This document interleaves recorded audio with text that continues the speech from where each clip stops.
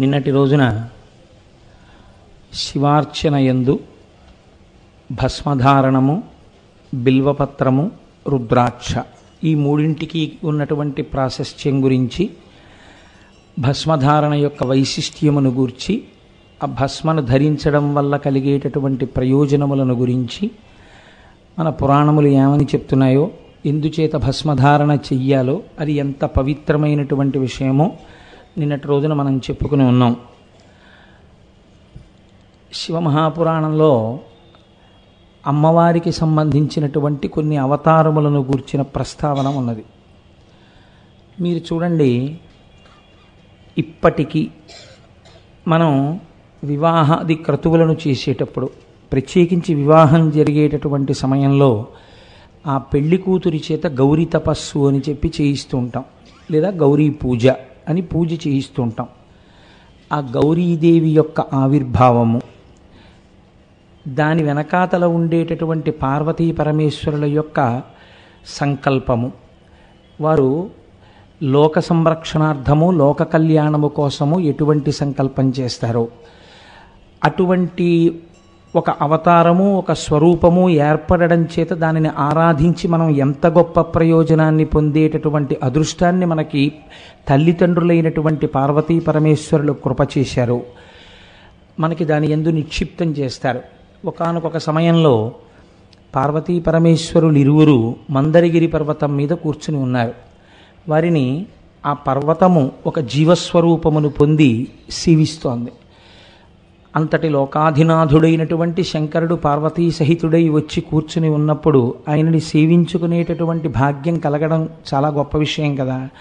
అందుచేత ఆ పర్వతం ఆయన్ని సేవిస్తోంది.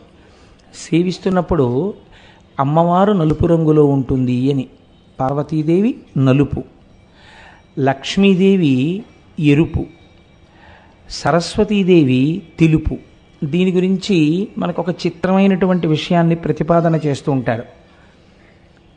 పరమశివుని యొక్క చెల్లెలుగా సరస్వతీదేవి సంభావింపబడుతుంది.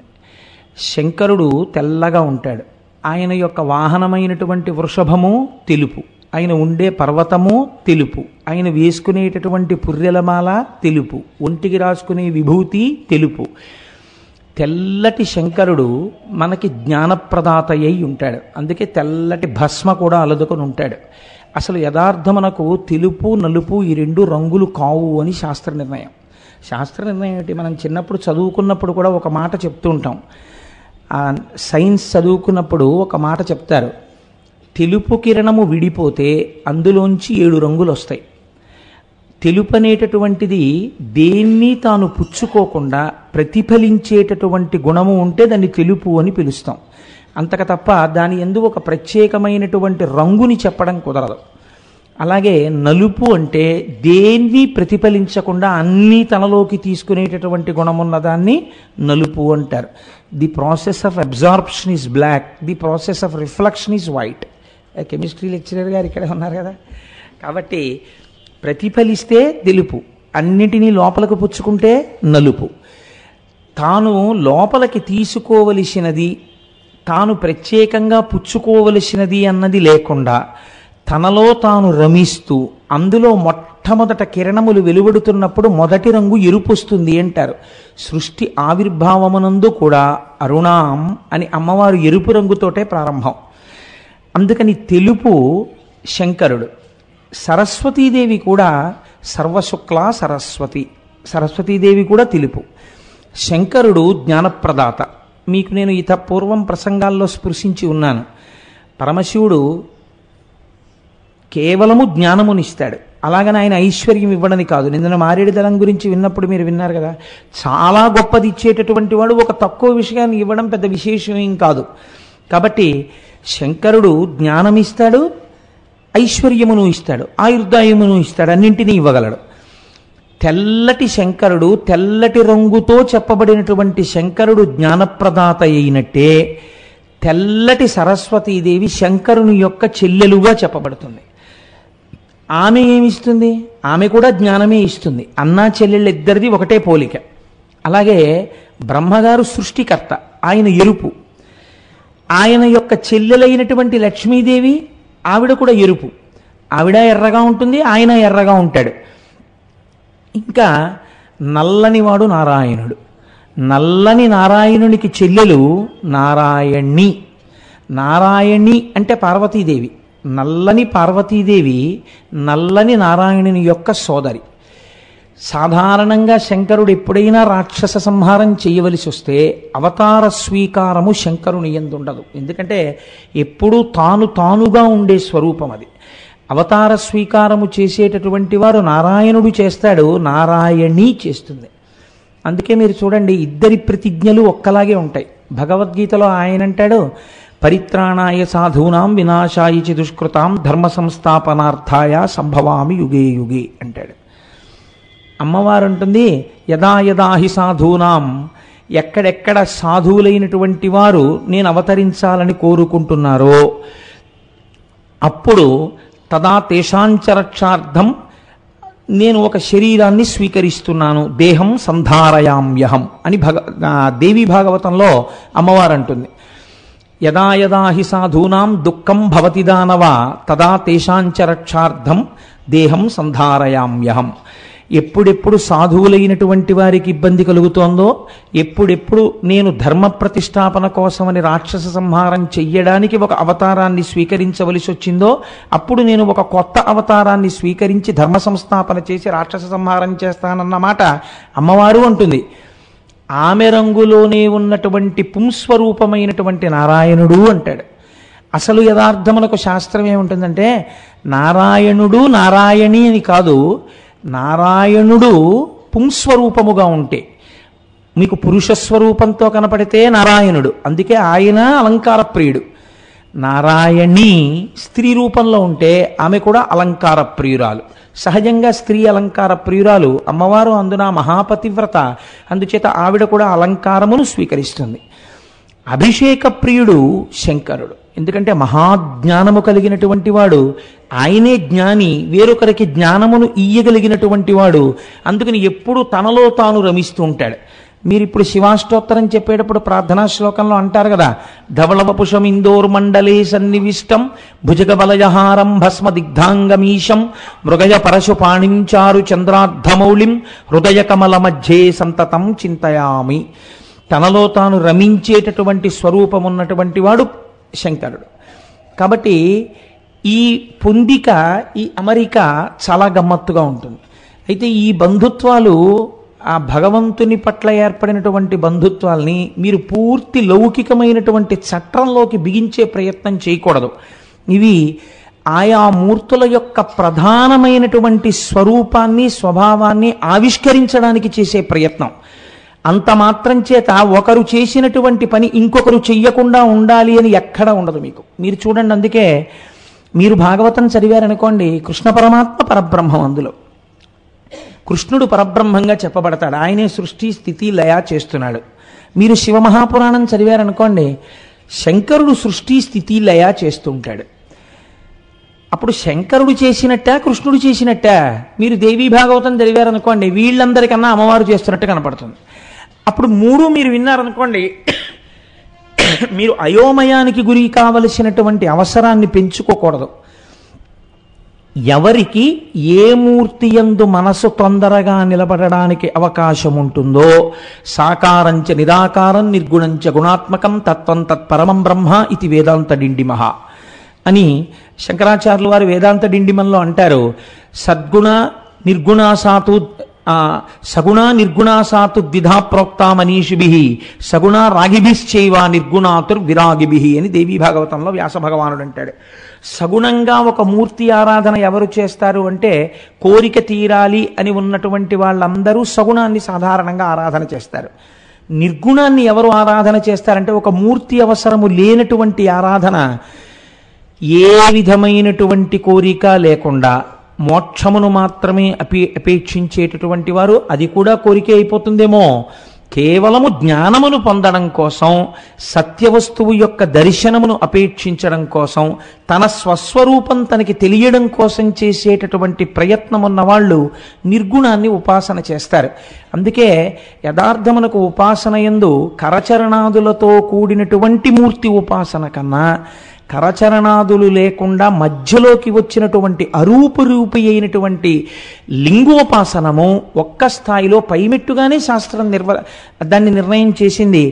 అది ఏ ఆరాధనా విధానమునందు దోషం పట్టడానికి కానీ, ఒకదాన్ని తక్కువ చేయడానికి కానీ, ఒకదాన్ని పెంచి చెప్పడానికి కానీ చేసే ప్రయత్నం కాదు. మీరు చూడండి, మీ కళ్ళ ఎదురుగుండా కాళ్ళు చేతులతో ఒక మూర్తి నిలబడి ఉన్నారనుకోండి, మీరు తొందరగా ఆ స్వరూపమునందు మనస్సు నిలబెట్టడం తేలిక.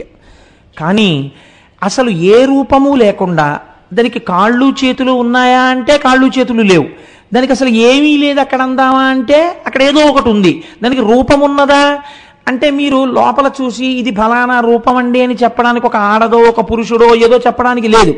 అలా అసలు రూపం లేదందామా, దానికి ఒక రూపం ఉంది. కాబట్టి శివలింగాన్ని అన్నారు అరూపరూపి అన్నారు. రూపం ఉన్నదా అంటే ఉన్నది, రూపము లేదా లేదు. కానీ ఇప్పుడు శివలింగాన్ని ఉపాసన చేసేవాడు ఒక్క మెట్టు పైన చెయ్యవలసి ఉంటుంది. అందుకే ధ్యాన శ్లోకం ఆపాతాల నభస్థలంత భువన బ్రహ్మాండమా విస్ఫుర జ్యోతిస్పాటిక లింగమౌళి విలసత్పూర్ణేందు మాంతామృతై అంటుంది. అంతటా బ్రహ్మాండమంతటా నిండి నిబిడీకృతమైపోయినటువంటిది ఏది ఉన్నదో అది ఈ శివలింగమే. అదే ఇక్కడ ఇలా సూక్ష్మ రూపంలో కనపడుతోందని తాను చెయ్యగలగాలి. ఆ పైన చంద్రుడి నుంచి స్రవిస్తున్నటువంటి అమృతధారల చేత తడుస్తున్నటువంటి శివలింగమే ఇక్కడ ధారాపాత్రలోని జలముల చేత తడుస్తోందన్న భావన ఇక్కడ చెయ్యగలగాలి.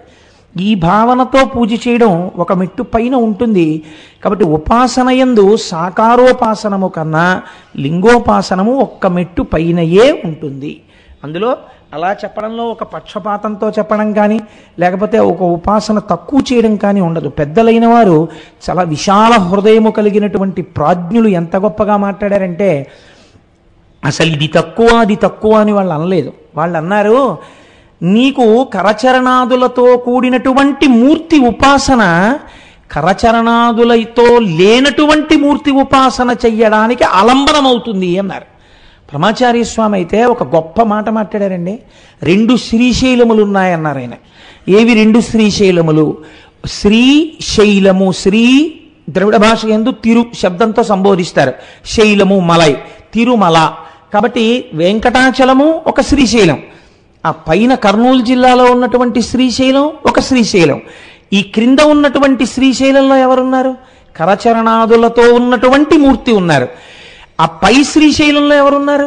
కరచరణాదులతో లేనటువంటి మూర్తి ఉన్నారు.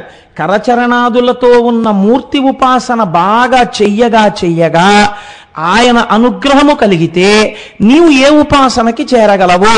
కరచరణాదులు లేనటువంటి ఉపాసనకి నీవు చేరగలవు. చిట్ట చివరికి ఏ స్థితికి నువ్వు వస్తావు? అసలు నీకు ఎదురుగుండా ఏ వస్తువు నీకు భగవత్ స్వరూపంగా పెట్టుకోవలసిన వేరవసరం ఉండదు. నిన్నటి రోజున మీకు నేను భస్మ గురించి చెప్తూ ఒక మాట చెప్పాను. కన్ను ఎప్పుడు చెప్పినా రెంటిటినే చెప్తుంది, కన్నెప్పుడు ఒక్కటి అని చెప్పదు.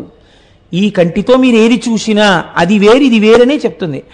ఆయన ఫలానా అండి నువ్వండి అంటుంది తప్ప ఈ మాంసనేత్రం ఈ 2 ఒకటే అని ఎప్పుడూ ప్రతిపాదన చెయ్యదు. దాని ప్రయోజనం అది కాదు, అలా చెప్పదు కూడా.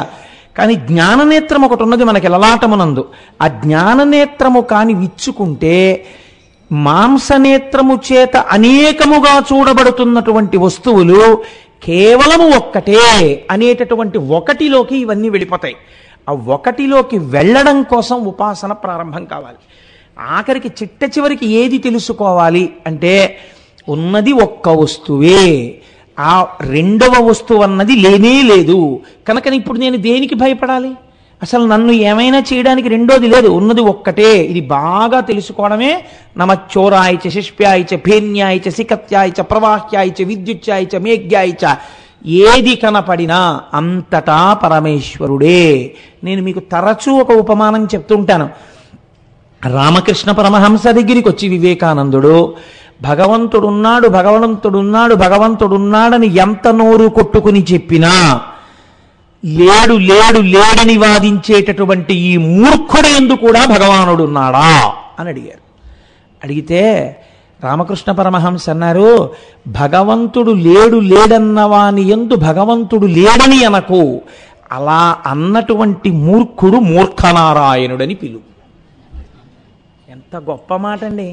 అనుభవించినటువంటి వారి నోటి వెంట వచ్చినటువంటి మాటలు దర్శనము చేసినటువంటి వారు దాని లోతులలోకెళ్ళి అనుభవించినటువంటి వారు జనులను ఉద్ధరించడం కోసమని వారు పలికేటటువంటి మాటలు వెన్ను తట్టి ఉపాసనని ప్రోత్సహించేవిగా ఉంటాయి.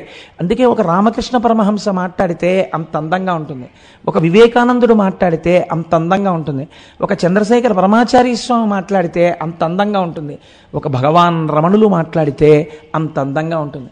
మీకు నేను ఒక ఉదాహరణ చెప్తాను. భగవాన్ రమణులు తన ఆశ్రమంలో కూర్చుని ఉన్నారు. చంద్రశేఖర పరమాచార్య స్వామి వారు తిరువణ్ణామలై వచ్చారు. తిరువణ్ణామలై వచ్చి ఎంత చంద్రశేఖర పరమాచార్య స్వామి అంతటి మహానుభావుడైనా ఆచరణయందు కించెత్తు కూడా వైక్లభ్యమును ప్రదర్శించని వ్యక్తి.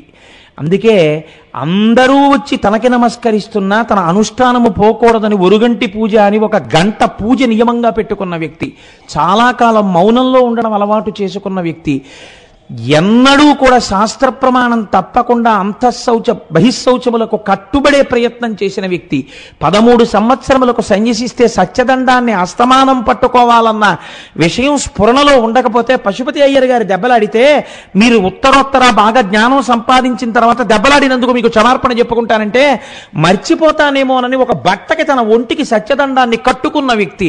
అంతటి మహానుభావుడు తిరువణ్ణామలై వస్తే గిరి ప్రదక్షిణానికి వెడుతున్నారు. ఆయన గిరి ప్రదక్షిణానికి వెళ్ళేటప్పుడు గిరి ప్రదక్షిణం మార్గంలోనే రమణ మహర్షి ఆశ్రమం ఉంది.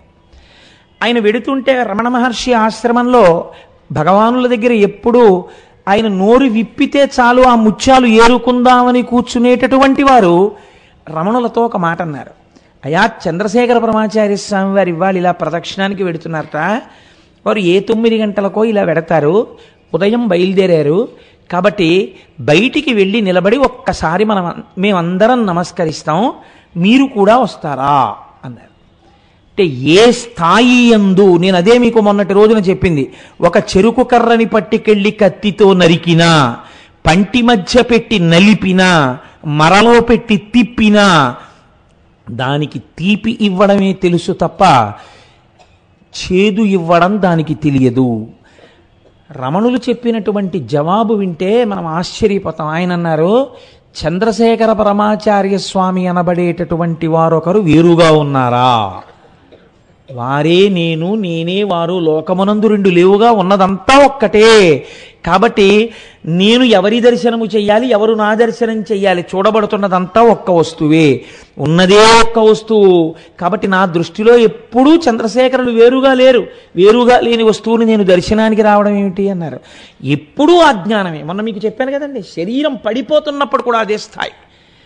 అది బుకిష్ నాలెడ్జ్ కాదు, అది నాలా ఏవో 2 పుస్తకాలు చదువుకుని వచ్చి చెప్పినటువంటి జ్ఞానం కాదది. అవి అమృతపు బిందువులవి. అవి వాళ్ళు తాము అనుభవించవలసిన వస్తువుని అనుభవించిన తరువాత వాళ్ళు చెప్పినటువంటి మాటలు. కాబట్టి దానికి ప్రిపరేషన్స్ ఉండవు, అది ఎప్పుడూ అలాంటి మాటలే పలుకుతుంది. కాబట్టి మనం ఎప్పుడు ఉపాసన చేసినా మన ఉపాసన యొక్క తుట్టతుడ ప్రయోజనమేమి అంటే బ్రహ్మమును తెలుసుకొని ఒకటిగా ఉండిపోవుట. ఆ ఒకటి అయిపోవడం కోసమే ఈ ఆరాటాలన్నీ, ఈ ఉపాసనలన్నీ.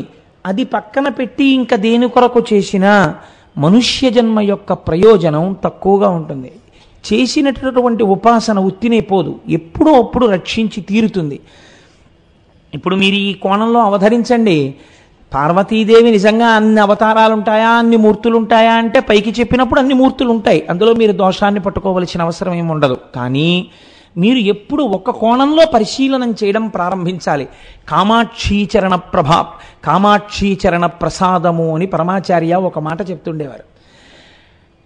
అలా అక్కడికి వెళ్ళి ఒక బ్రాహ్మణుడు సంధ్యావందనం చేసుకున్నప్పుడు ఆయన ధ్యానము చేస్తున్నటువంటి గాయత్రి, ఒక కామాక్షి అమ్మవారి గుళ్ళో ఉన్నటువంటి కామాక్షి, కంచి కామకోటి పీఠంలో ఉన్నటువంటి కామకోటి పరాదేవత, నేను ఒక దేవాలయానికి వెళ్ళి అర్చన చేసినప్పుడు ఉన్నటువంటి రాజరాజేశ్వరి, ఒక తాటి చెట్టు కింద పెట్టబడినటువంటి ఒక గ్రామదేవత, ఎప్పుడూ మా ఊరిని కాపాడుతుంది అని చెప్పి రక్షించేటటువంటి పోలేరమ్మ, ఏమీ తెలియనటువంటి వాళ్ళు మా ఊళ్ళో మమ్మల్ని అందరినీ పిల్లల్ని చేసుకుని పరిపాలించేటటువంటి తల్లి, అందుకని మా అందరినీ కాపాడేటటువంటి తల్లి పెద్దింటమ్మ అన్న, పోతనగారు అమ్మలగన్నయమ్మ ముగురమ్మల మూలపుటమ్మ చాలా పెద్దమ్మ సురారులమ్మ కడుపారడి బుచ్చినయమ్మ దుర్గమాయమ్మ అన్న, నా దృష్టిలో ఈ అమ్మలందరూ ఒక్క అమ్మయే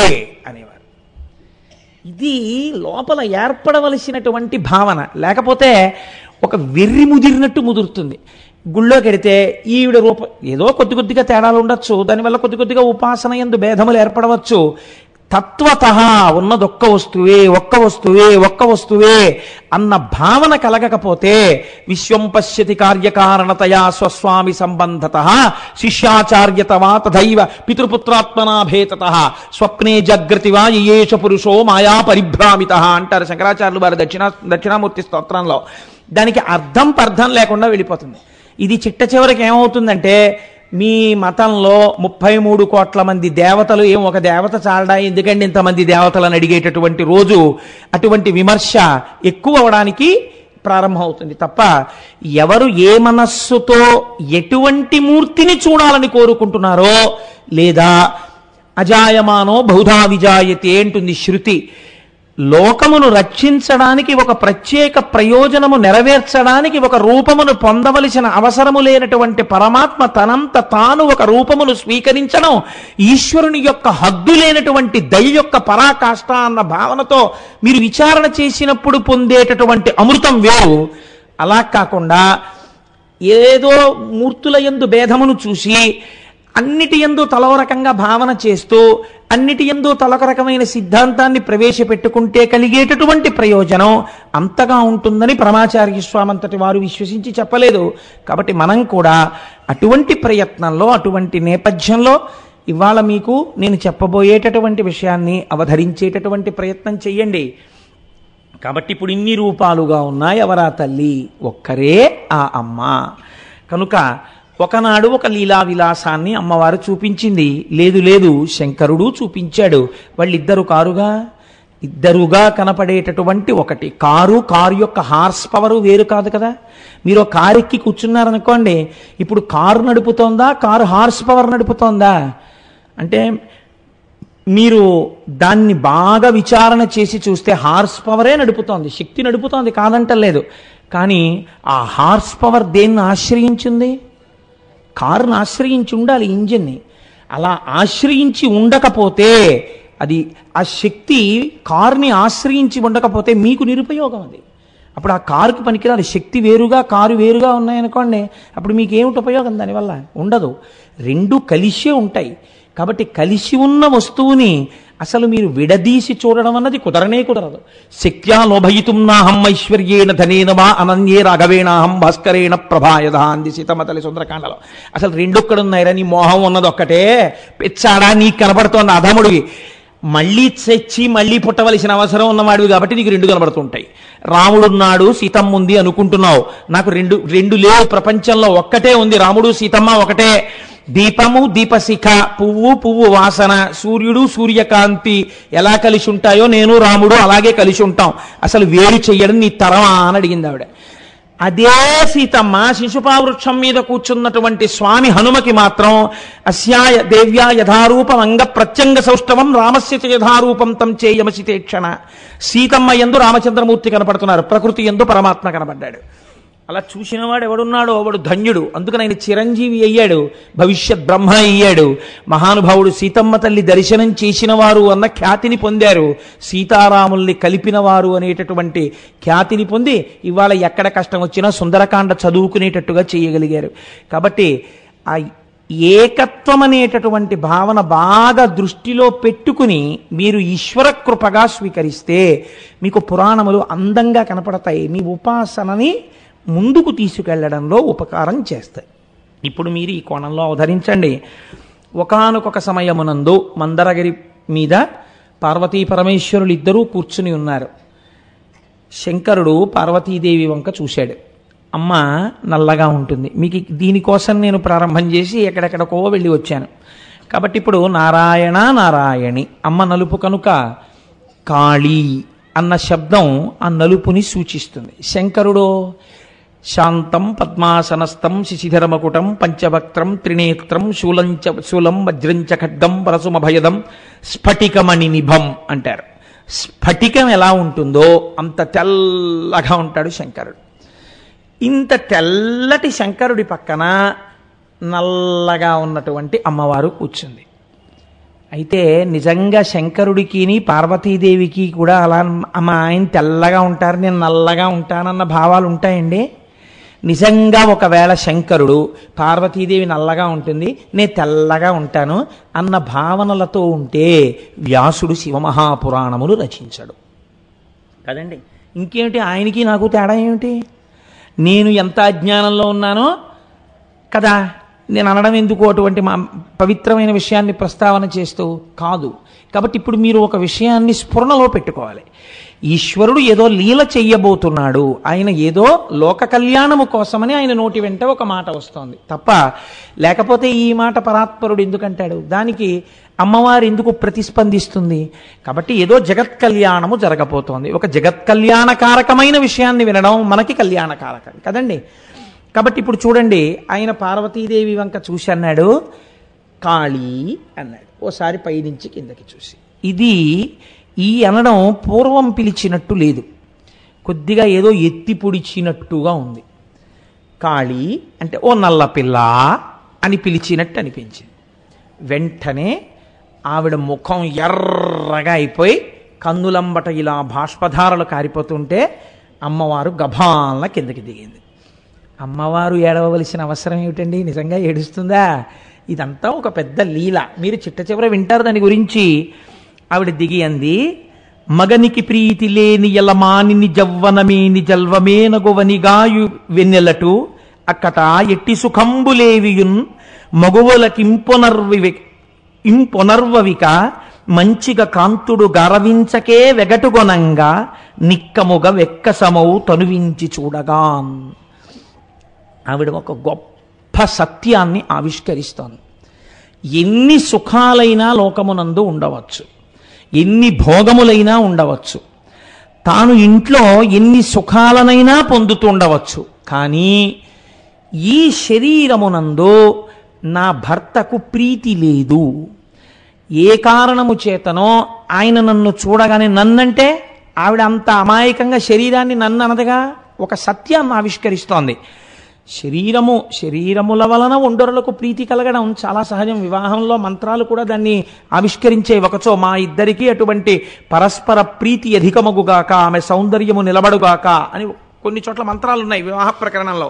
కాబట్టి భర్తకి ప్రీతి చేయలేనటువంటి సౌందర్యము ఈ శరీరమునందు లేనప్పుడు, ఆయన చూపులకు ఇది అందముగా కనపడనప్పుడు, ఆయన మనస్సుని సంతోషపెట్టలేనప్పుడు, ఒక కాంత అటువంటి శరీరాన్ని పొంది ఉండడంలో ఎంత బాధపడుతుందోనయ్యా. ఇప్పుడు నేను ఏం చేస్తున్నానని నా గురించి స్తోత్రం చేసినా, నేను కైలాసంలోనే ఉన్నా, మణిద్వీపంలోనే ఉన్నా, నేను ఎంత తిరుగుతున్నా, నన్ను ఎంతమంది సేవిస్తున్నా, నన్ను ఎంతమంది శ్రీమాత అని పిలుస్తున్నా, మా వారికి మాత్రం నన్ను చూసేటప్పటికి ముఖం చిట్లించుకుంటారు, కాళీ అంటారు అన్న భావన నాకు కలగగానే నిక్కముగ వెక్కసమౌ తనువించి చూడగా నాకు ఈ శరీరం మీద ఎక్కసం కలుగుతోందయా అందావిడ. అంటే ఇప్పుడు ఆమె ఏ కారణం చేతనైనా ఎవరి ప్రీతిని కోరుకుంటుంది?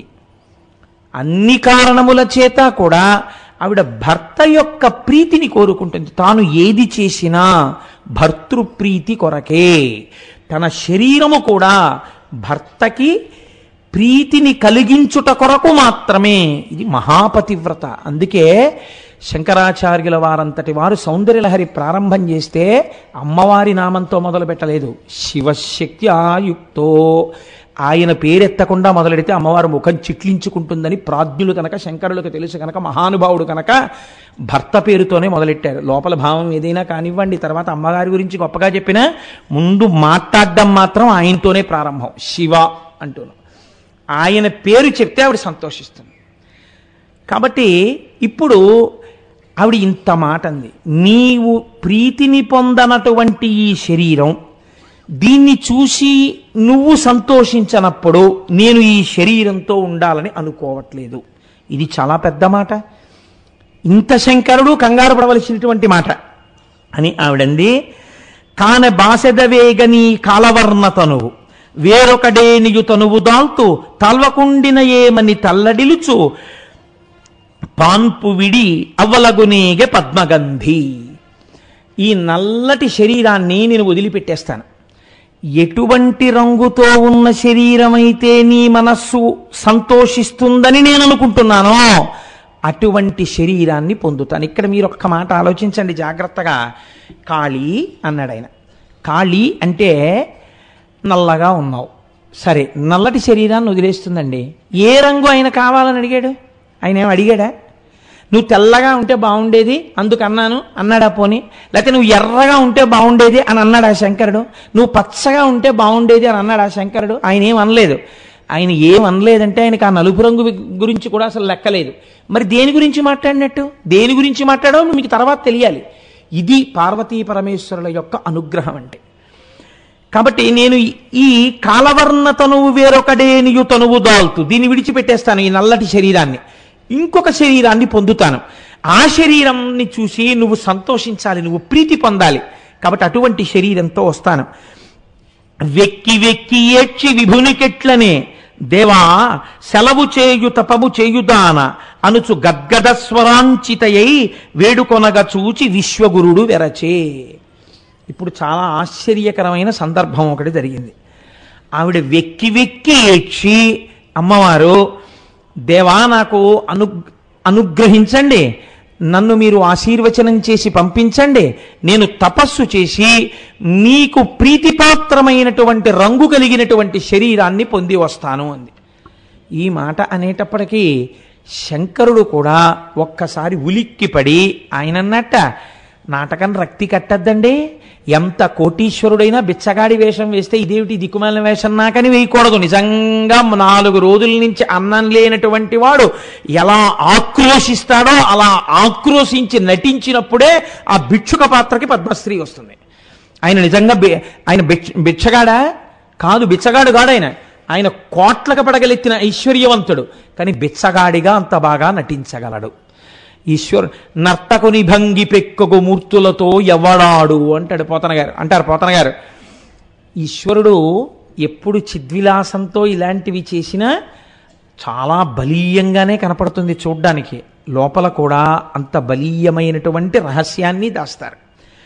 కాబట్టి ఇప్పుడు ఆయన అన్నాడు, కెందలి రాకుబోడి ఇటు కేళిగనాడిన నా నుడిన్ మదంబున తలంచి ఎల్గెదవే అందము చందమునందు నీకు ఏ సుందరీయుడు రాగలు చూడగ తప్పెది ఏని నాదు వాక్కులందు కనం పడంసైపు అంగుల వ్రాలి యొనర్తు సేవలన్. అయ్యయ్యో పార్వతీ, నా మనస్సు నీకు తెలీదా? మన ఇద్దరి మనస్సు ఒకటే కదా. నీ యందు నాకెప్పుడూ అటువంటి భావన లేదు. నీ యందు నాకెప్పుడూ ప్రీతిని కలిగి ఉన్నటువంటి వాణ్ణి. ఒకవేళ నేను ఏదో సరదాకి అన్నానంటుంటారు చూసారా మన వాళ్ళు, అలా నేను పరాచికానికి అన్నటువంటి మాట నీ మనస్సుని అంత కష్టపెట్టి ఉన్నట్టయితే, ఇంత నిర్ణయం తీసుకునేటట్టయితే నేను నీ పాదముల మీద వ్రాలి సేవ చేస్తాను. ఇది అంతఃపుర రహస్యం కదండి. మీరు చాలా జాగ్రత్తగా వినండి. ఇది ఎక్కడ జరిగింది? అంతఃపురంలో జరిగింది. ఎవ్వరు లేరు. ఆవిడ పాన్పు మించి దూకింది అంటే వారిద్దరూ ఏకశయ్యాగతులై ఉన్నారు.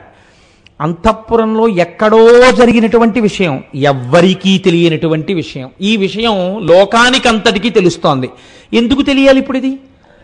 మృషాకృత్వా గోత్రస్ఖలన మధవై లక్ష్య సమితం లలాటే అని శంకరాచార్యులు వారు సౌందర్యలహరిలో శ్లోకం చేశారు. లోపల దాచిపెట్టిన యోగ రహస్యం వేరనుకోండి, గోత్రస్ఖలనం చేశాడని పూచెండు లాంటి పాదంతో అమ్మవారు పరమశివుని యొక్క లలాటం మీద ఒక్క తన్ను దన్నింది అన్నారు. అంతఃపుర రహస్యం శంకరాచార్యులు వారు సౌందర్యలహరిలో చెప్పినట్టు వ్యాస మహర్షి ఇక్కడ చెప్పేస్తున్నారు. కాబట్టి నీ అంగురుల వ్రాలి యొనర్తు సేవలన్, నీ పాదముల మీద పడి నేను సేవ చేస్తాను. నువ్వు ఇంత తొందర నిర్ణయాన్ని తీసుకోకు, అలాంటి పని చెయ్యకు అంటే ఆవిడంది, లేదు లేదు, నేను మీ మనస్సుని చూరగొనలేకపోయినప్పుడు నేను అలా ఉండడాన్ని ఇంకా ఇష్టపడను. మీరు అనేశారు పైకి ఆ మాట, కాబట్టి ఇంకా ఆ శరీరంతో నేను ఉండను. మీరు బాగా ఒక్కటి గుర్తుపెట్టుకోండి, అమ్మవారి యొక్క మహాపాతివ్రత్యాన్ని సూచిస్తుంది ఇది. చిట్ట చివరికి ఎవరికి ప్రయోజనం అవుతుందో మీరు చూద్దురు. కానీ ఆవిడ ఒకసారి సతీదేవిగా వచ్చింది. సతీదేవిగా వచ్చి పుట్టింటికి వెళ్ళింది. దక్షుడు ఆవిడనేమనలేదు, ఆవిడ యొక్క భర్తనన్నాడు శంకరుణ్ణి. ఆవిడ దేహత్యాగం చేసేసింది. శంకరుడి నింద విన్నాను కనుక నేను ఈ శరీరంతో ఉండను అని శరీరం వదిలిపెట్టింది. మళ్ళీ ఆవిడ హిమవంతుడికి కుమార్తెగా పుట్టి గొప్ప తపస్సు చేసింది. తపస్సు చేసి పార్వతి అయి పర్వతరాజ పుత్రి అయి పరమశివుడికి ఇల్లాలైంది. ఆవిడ ఎప్పుడు గెలుచుకున్నా అంత తేలిగ్గా పొందిన స్థానం కాదు, ఎంత తపించి పొందిందో. అయితే ఒకటి, ఆవిడ ఎంత తప్పించిందో శంకరుడు కూడా అంత తప్పించాడు ఆవిడ కోసం. తత్వం తెలిసిన వారు అలా మాట్లాడారు తప్ప తేలిక భావాలతో మాట్లాడలేదు. కళాభ్యాం చూడాలంకృత శశికళాభ్యాం నిజ తపత్ఫలాభ్యాం అన్నారు శంకరాచార్యుల వారు. ఒకరి తపస్సులకు ఒకరు ఫలమై ఉన్నారు అన్నారు తప్ప ఈవిడ తపస్సు చేసి ఆయన పొందింది ఆయన గొప్ప అనలేదు, లేకపోతే ఆయన తపస్సు చేస్తే ఈవిడ దొరికింది ఈవిడ గొప్ప అనలేదు. ఇద్దరూ ఒకరి తపస్సులకు ఒకరు ఫలము అన్నారు. తగునీ చక్రి విదర్భరాజసుతకు తజ్జంబు వైదర్భయుం తగునీ చక్రికి ఇంత మంచిదగునే దాంపత్యమీ ఇద్దరింతగులంగట్టిన బ్రహ్మ నిర్పరిగదా దర్పాహతారాతి అయి. బ్రహ్మము శక్తి రెండింటి గురించి మాట్లాడినప్పుడు అలా మాట్లాడారు పెద్దలైన వాళ్ళందరూ కూడా. కాబట్టి చూడండి, ఇప్పుడు ఆవిడ మళ్ళీ ఇంకొకసారి తపస్సుకి బయలుదేరింది. ఇప్పుడు ఎందుకు బయలుదేరింది? ఇప్పుడు తండ్రి అని లేదు, ఆయనే అన్నాడు మాట. నల్లనిదానా అన్న చిన్న మాటకి ఆ రంగు పోవడం కోసమని, లేదా ఆ రంగున్న శరీరాన్ని వదిలిపెట్టడానికి వెడుతోంది. వెళ్ళి ఆవిడ ఒక గొప్ప తపస్సు చెయ్యాలని కూర్చుంది. ఎవరి గురించి తపిస్తుంది ఆవిడ? ఇప్పుడు ఎవరు సమస్త లోకములకు సృష్టికర్తో, ఎవరు స్థితికర్తో, ఎవరు ప్రళయకర్తో, 3 రూపములకు 3 కాలములకు 3 లోకములకు మూలమగుచు భేదమగుచు తుదిక భేదమయ్యొప్పారు బ్రహ్మమనగ నీవే ఫలనయన అంటారు పోతన గారు. ఒక్కడు 3గా మారి 3 క్రియలను చేసేటటువంటి ఒక్క పరబ్రహ్మం ఏదుందో ఆ పరబ్రహ్మము యొక్క శక్తి ఆవిడే. కాబట్టి ఆవిడ పరబ్రహ్మం. కాబట్టి ఇప్పుడు ఆవిడ ఎవరి గురించి తపస్సు చేయాలి? ఇప్పుడు మీరు చూడండి, ఇప్పుడు ఆవిడే నిజానికి తపస్సు కూర్చుందనుకోండి, ఎవరైనా నిజంగా ఏమిటమ్మా ఇలా కూర్చున్నావు, నీ కోరిక ఏమిటని అడగడానికి వస్తే వాడితో ఆవిడకు ఉండేటటువంటి బంధుత్వం రకరకాలుగా వచ్చేస్తుంది. ఎందుకు వస్తుంది? ఆవిడే పరబ్రహ్మం, ఆవిడే సృష్టి చేసింది. ఎన్ని రకాలుగానైనా వస్తుంది అవతల వాడి దగ్గరికి వచ్చినప్పుడు కదండి. ఇప్పుడు ఒక చిత్రమైన అమ్మవారి యొక్క పరబ్రహ్మస్వరూపాన్ని ఆవిష్కరించడంలో అందం అది. సన్నివేశాన్ని నాటకీయంగా చెప్పగలగడం అందరికీ వచ్చేది కాదు. అది మహానుభావుడు కనుక శంకరాచార్యుల వారికి ఆ ప్రజ్ఞ. మీరు చూడండి, శంకరాచార్యుల వారు కొన్ని సౌందర్యలహరి శ్లోకాల్లో ఒక డ్రామాటిక్ సిచ్యువేషన్ని తీసుకొస్తారు, ఒక నాటకీయమైన స్థితి. నాకు స్ఫురణలో ఉందో లేదో తెలియదు కానీ రణేజిత్వాదైత్యానపహృత శరస్త్రైహి కవచిభిహి అంటూ శ్లోకం ఉంది. అది నిజంగా ఏదో ఒక నాటకం చూస్తున్నట్టు ఉంటుంది. అప్పుడే సుబ్రహ్మణ్యుడు, అప్పుడే శ్రీ మహావిష్ణువు వీళ్ళందరూ యుద్ధం నుంచి వచ్చినట్టు గబగబా తీసి కిరీటాలు అక్కడ పెట్టేసినట్టు, కవచాలు విప్పే టైం లేక అమ్మవారి దగ్గరికి పరిగెత్తుకుంటూ వెళ్ళినట్టు, అమ్మవారు తాంబూల చర్వణం చేస్తున్నట్టు ఒక నాటకీయమైన సన్నివేశాన్ని ఒక శ్లోకంలోకి తీసుకొచ్చేశారు శంకరాచార్యుల వారు. అది మహాపురుషుల రచన వైచిత్రి. అది అందరికీ అలవడం అంటే ఈశ్వరకృప ఉన్న వాళ్ళకి అలవడవచ్చు కాక. కాబట్టి చూడండి, ఇప్పుడు ఆవిడ తపస్సు చేయడానికి బయలుదేరింది. ఎవరిని తపస్సు చేయాలి? ఆవిడ ఎవరి గురించి తపస్సు చేయాలి అంటే ఆవిడ శంకరుడు గురించే తపస్సు చేయాలి. ఎవరి మాట అన్నాడో ఆయనే మళ్ళీ ఆవిడికి ఆ రూపం ఇవ్వాలి కదండి. భర్త అయినా పరమాత్మ అయినా అన్నీ ఆయనే, ఆయన తప్పింకో వస్తువు లేదు తప్పించడానికి. కాబట్టి భూషణంబులు విడనాడి పువ్వు బోడి గగనధుని స్నానమాడి వల్కములు గట్టి నియత సంకల్పమొనరించి నిష్టమెరయ శైవలింగార్చనంబు త్రిసంఝలందు. ఇప్పుడు ఆవిడ ఆకాశగంగలో స్నానం చేసింది. చక్కగా తపస్సుకి అనుకూలమైనటువంటి వస్త్రములను ధరించింది. నియతమైనటువంటి సంకల్పాన్ని చేసింది. ఏమిటా సంకల్పం? ఎవరి మాట అన్నాడో ఆయనకి ప్రీతి కలిగినటువంటి రంగు నేను పొందుతాను, అంతే కదండి అని తపస్సు చేయడం ప్రారంభం చేసింది. ఏ తపస్సు అది? శైవలింగార్చనంబు త్రిసంఝలందు, 3 సంధ్యలయందు ఆవిడ శివార్చన చేయుచున్నది. అంతకన్నా చేయడానికి ఇంకోటి ఉంటుందా? ఉండదు. నేను మీకు చెప్పాను కదా, ఇంకో అవకాశం లేదు. కాబట్టి ఇప్పుడు ఆవిడ అలాగే అందుకే మీరు చూడండి చాలా గమ్మత్తుగా ఉంటాయండి. మీరు తమిళనాడు వెడితే తమిళనాడులో ఒక దేవాలయం ఉంది. ఆ శివలింగాన్ని ఏమని పిలుస్తారో తెలుసా అండి? నేత్రార్పణేశ్వరుడు అని పిలుస్తారు. అదో చిత్రమైన పేరు. అక్కడే శ్రీ మహావిష్ణువు 1000 కమలములు తెచ్చుకుని కూర్చుంటే శంకరుడు ఒక కమలాన్ని మాయం చేశాడని, చేస్తే 1000వ కమలం కనపడనప్పుడు తన కన్ను పెకలించి పూజ చేశాడని, శ్రీ మహావిష్ణువు యొక్క నేత్రమనబడేటటువంటి కమలము చేత అర్చన పొందినటువంటి వాడు కాబట్టి ఆయనకి ఆ పేరు వచ్చిందని అక్కడ స్థల పురాణం చెప్తుంది. మీరు శ్రీరామాయణం బాలకాండ చూశారనుకోండి, పరమశివుని యొక్క ధనస్సుని శ్రీ మహావిష్ణువు విరిచేసినట్టు కనపడుతుంది. మీరు పరమశివుని యొక్క లీలామూర్తుల్ని చూశారనుకోండి, శ్రీమన్నారాయణుడు తపస్సు చేసి చేసి చేసి చేసి శంకరుని యొక్క శరీరంలో అర్ధభాగాన్ని పొందినట్టు కనబడుతుంది. దూర్జటైతే దెప్పి పొడిచాడు కూడా. వన్నే ఏనుగుతోలు దుప్పటము బువా కాలకూటంబు చేగిన్నే బ్రహ్మకపాలముగ్రమగు భోగే కంఠహారంబు నిన్నీలాగున నుండియున్ తెలిసియున్ నీపాద మూలంబునన్ చేర్చన్ నారాయణుడిట్లు మానసమునన్ శ్రీకాళహస్తీశ్వర అని అడిగాడు. ఏమిటయా ఇది వినడానికి చాలా విచిత్రంగా ఉంది. నువ్వేమో నారాయణుడివా, మంచి అందగాడివా, మేఘశ్యామం పీతకౌశేయవాసం శ్రీవత్సాంకం కౌస్తుభోద్భాసితాంగం పుణ్యోపేతం పుండరీకాయతాక్షం విష్ణుం వందే సర్వలోకైకనాథం. ఇంత అందగాడివి నువ్వేమో ఆయన శరీరంలో సగభాగం కోరి తపస్సు చేశావా? ఏముందని తపస్సు చేశావా? నీకన్నా అందం అక్కడ ఏముంది శివుడి దగ్గర? వన్నే ఏనుగుతోలు దుప్పటము, ఓ ఏనుగుతోలోటి కట్టు కూర్చుంటాడు.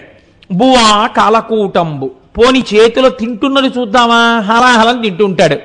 చేగిన్నే బ్రహ్మకపాలము, చేతిలో పట్టుకున్నది చూస్తే బ్రహ్మకపాలము. ఉగ్రమగు భోగే కంఠహారంబు, చాలా ఇలా విషాన్ని చిమ్ముతూ బుసలు కొడుతున్నటువంటి పాము ఆయన కంఠంలో హారంగా ఉంటుంది.